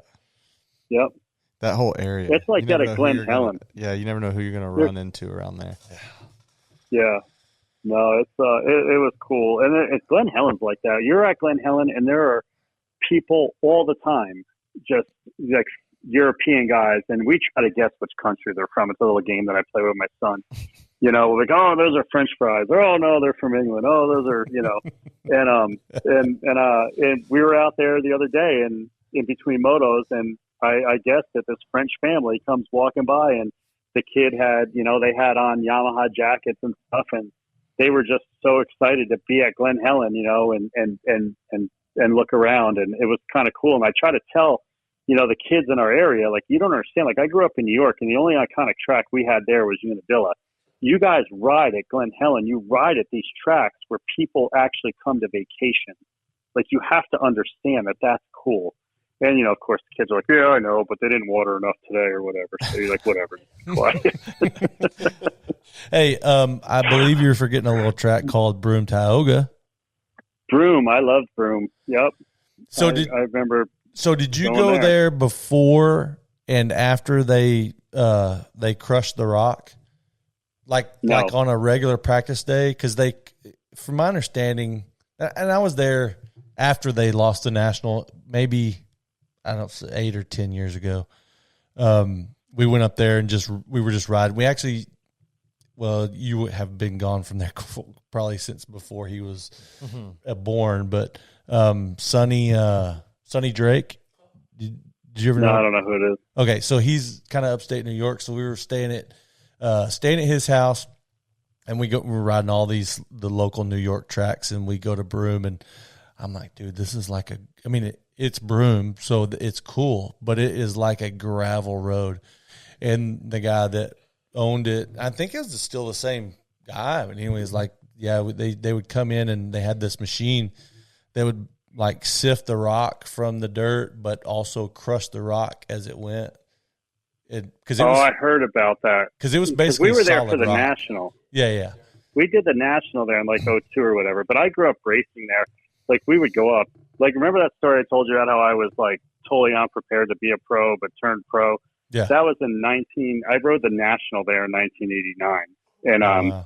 And just the track was awesome. And I say I rode the National, I mean, I tried to qualify, didn't even come close. But we would go back there, for state championships and stuff. And that track was awesome. Oh, that place is so cool. It was a lot. And then, and we raced, I think we raced the Nationals there up until, it had to be like 04, 05. Isn't that where Ricky passed Stewart on the 450 with a flat front tire? I think so. Was that Binghamton? Yeah. We were there for that race. I remember Ricky rode his bike up onto the podium, and the Cowie guys saw that the front tire was flat, and they were so disgusted they walked away. Another epic Ricky Carmichael story. Well, in that vicinity, within like a few hours, aren't there like 4, or at one point there was like 4 outdoor nationals?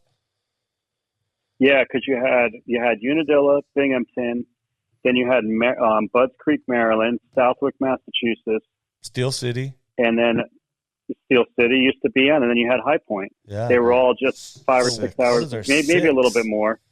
Yep. Yeah. I remember one of the years that I took guys to the outdoor nationals. We went to 4 that were within a few hours. We still went to Steel City, Unadilla, Southwick. I don't know what the other one was. It had to be Budds Creek. Oh, Budds Creek, right, yeah, Maryland. Yeah, that's right. Yeah. So with 4 that were all, I mean, they were all like close. I was like, dude.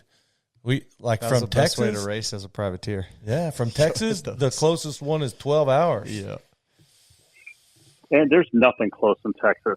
No. I'm telling you right now, we drive like it's so depressing because you'll blow through California quick, through Arizona, New Mexico, and then all you do is just watch the mile markers on the 10, and knowing okay, you're at mile marker 150.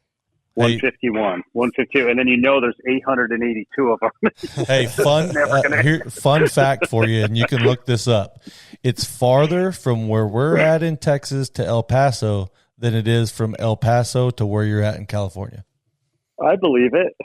El Paso, you get there in the middle of the night, like you're at dark, and it's this beautiful lit up, all these neon lights. Like you go through there, and then it's just nothing for 800 miles. Yeah, you pass through Houston or whatever, but you're like, oh my god, I wouldn't slow down a whole lot in El Paso because your stuff will end up on the over the border really fast. Yeah, we don't get off the exit. We just barrel on through.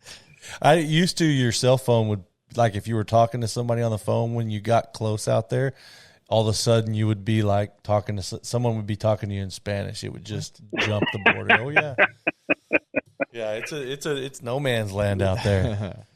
Yeah, it's so funny. Yeah. Texas is, the 10, especially the 10 in Texas, it just lasts forever and ever and ever.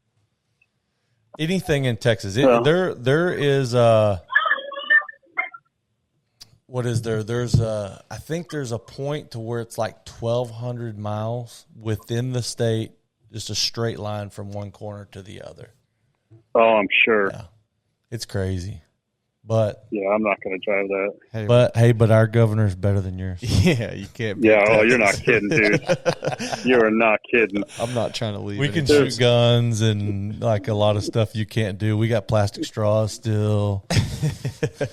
Well, hey, as long as you can say yes, sir, and yes, ma'am, without being yelled at over there, that's good. Yeah. 'Cause out here, we're not even sure what we're allowed to say anymore. So, yeah, I definitely wish things were different out here in that aspect. You guys definitely have it better in the political climate. So, give us how do they find EMT racing in locations are Northern California, Southern California, Texas, I believe Texas, Weatherford, Texas, I believe. Weatherly. Yeah, Weatherford, yep. And I want to say we're down by Dade City in Florida. I forget the name of the town. They're just opening up down there. They're going to make their presence known. Like they're doing a lot of Instagramming, and they're basically once they have a website now that's been pretty good, and they're letting everybody know where we are. But the biggest thing is at the races, you'll know they have such a great setup at the races. If you're at a race and you'll know they're there. They have a lot of VP fuel, all the different fuels that the VP carries. They have Dunlop tires. They have parts. They stock a lot of stuff that you'll need throughout the day. So you'll know they're there, but for sure look for them. Okay. And social media, EMT Racing? Yep, EMT Racing. Probably all the platforms. I was going to ask this earlier, and I don't want to. I always regret not asking a thing or two as soon as we're done, but this is one that popped into my head earlier. So, who is responsible for setting up the satellite shops? Have you been doing that? No, the owner, Mike Johnson. He has his hand. Like I said, he doesn't micromanage at all, but he's involved with everything. Gotcha. So he has a really good idea of what's going on and a good feel for hiring the right people. So at the Nationals, are you the face of the program?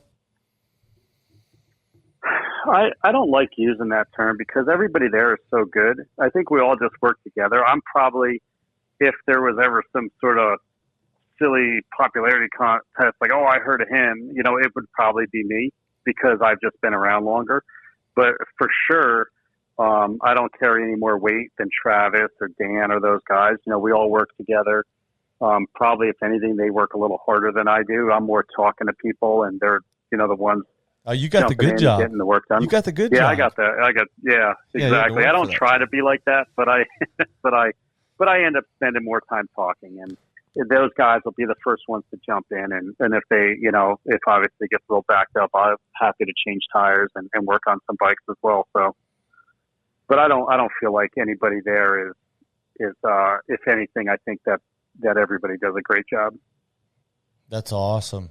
Well, I've heard a lot about, and me and you talked pretty much in depth about this when you kind of made the switch, but since then I have heard a lot about the guy in Weatherford. A lot of the kids that I've worked with off and on, like over, because I live 30 minutes from there.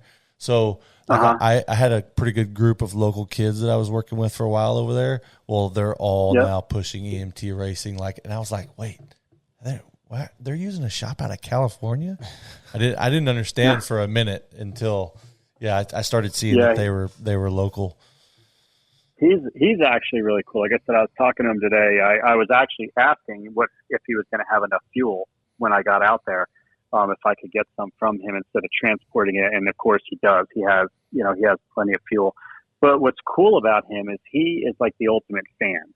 So he's so excited about being there and talking with everybody that it makes everybody want to hang out with him. Like he's not the serious, boring guy. Like he's just one of everybody. He's one of everybody. He's a mini dad, and he's just pumped to be out there. And like I said, he's just fun to hang out with. Like he cracks me up. Like last time I was actually hanging out with him was the Arizona Open was one of the times, and they're just funny, fun people. And I think that's what people appreciate. And the biggest thing that the owner or boss pushes is his thing is do what you say you're going to do. If you're not going to do it, don't say you're going to do it. So I think that we try to be real careful about that, but I think that people appreciate that. Like when Dan says, yes, I'm going to help you fix this, or yes, I'll bring this to you, or yes, I have this, he follows through. And I think that's the big thing that people like about us. Yeah, that's awesome. Well, James, I can't express to you how much we appreciate you coming on here, and man, a lot of good information, a lot of new information for me. And we've said this, me and Taylor both kind of said this.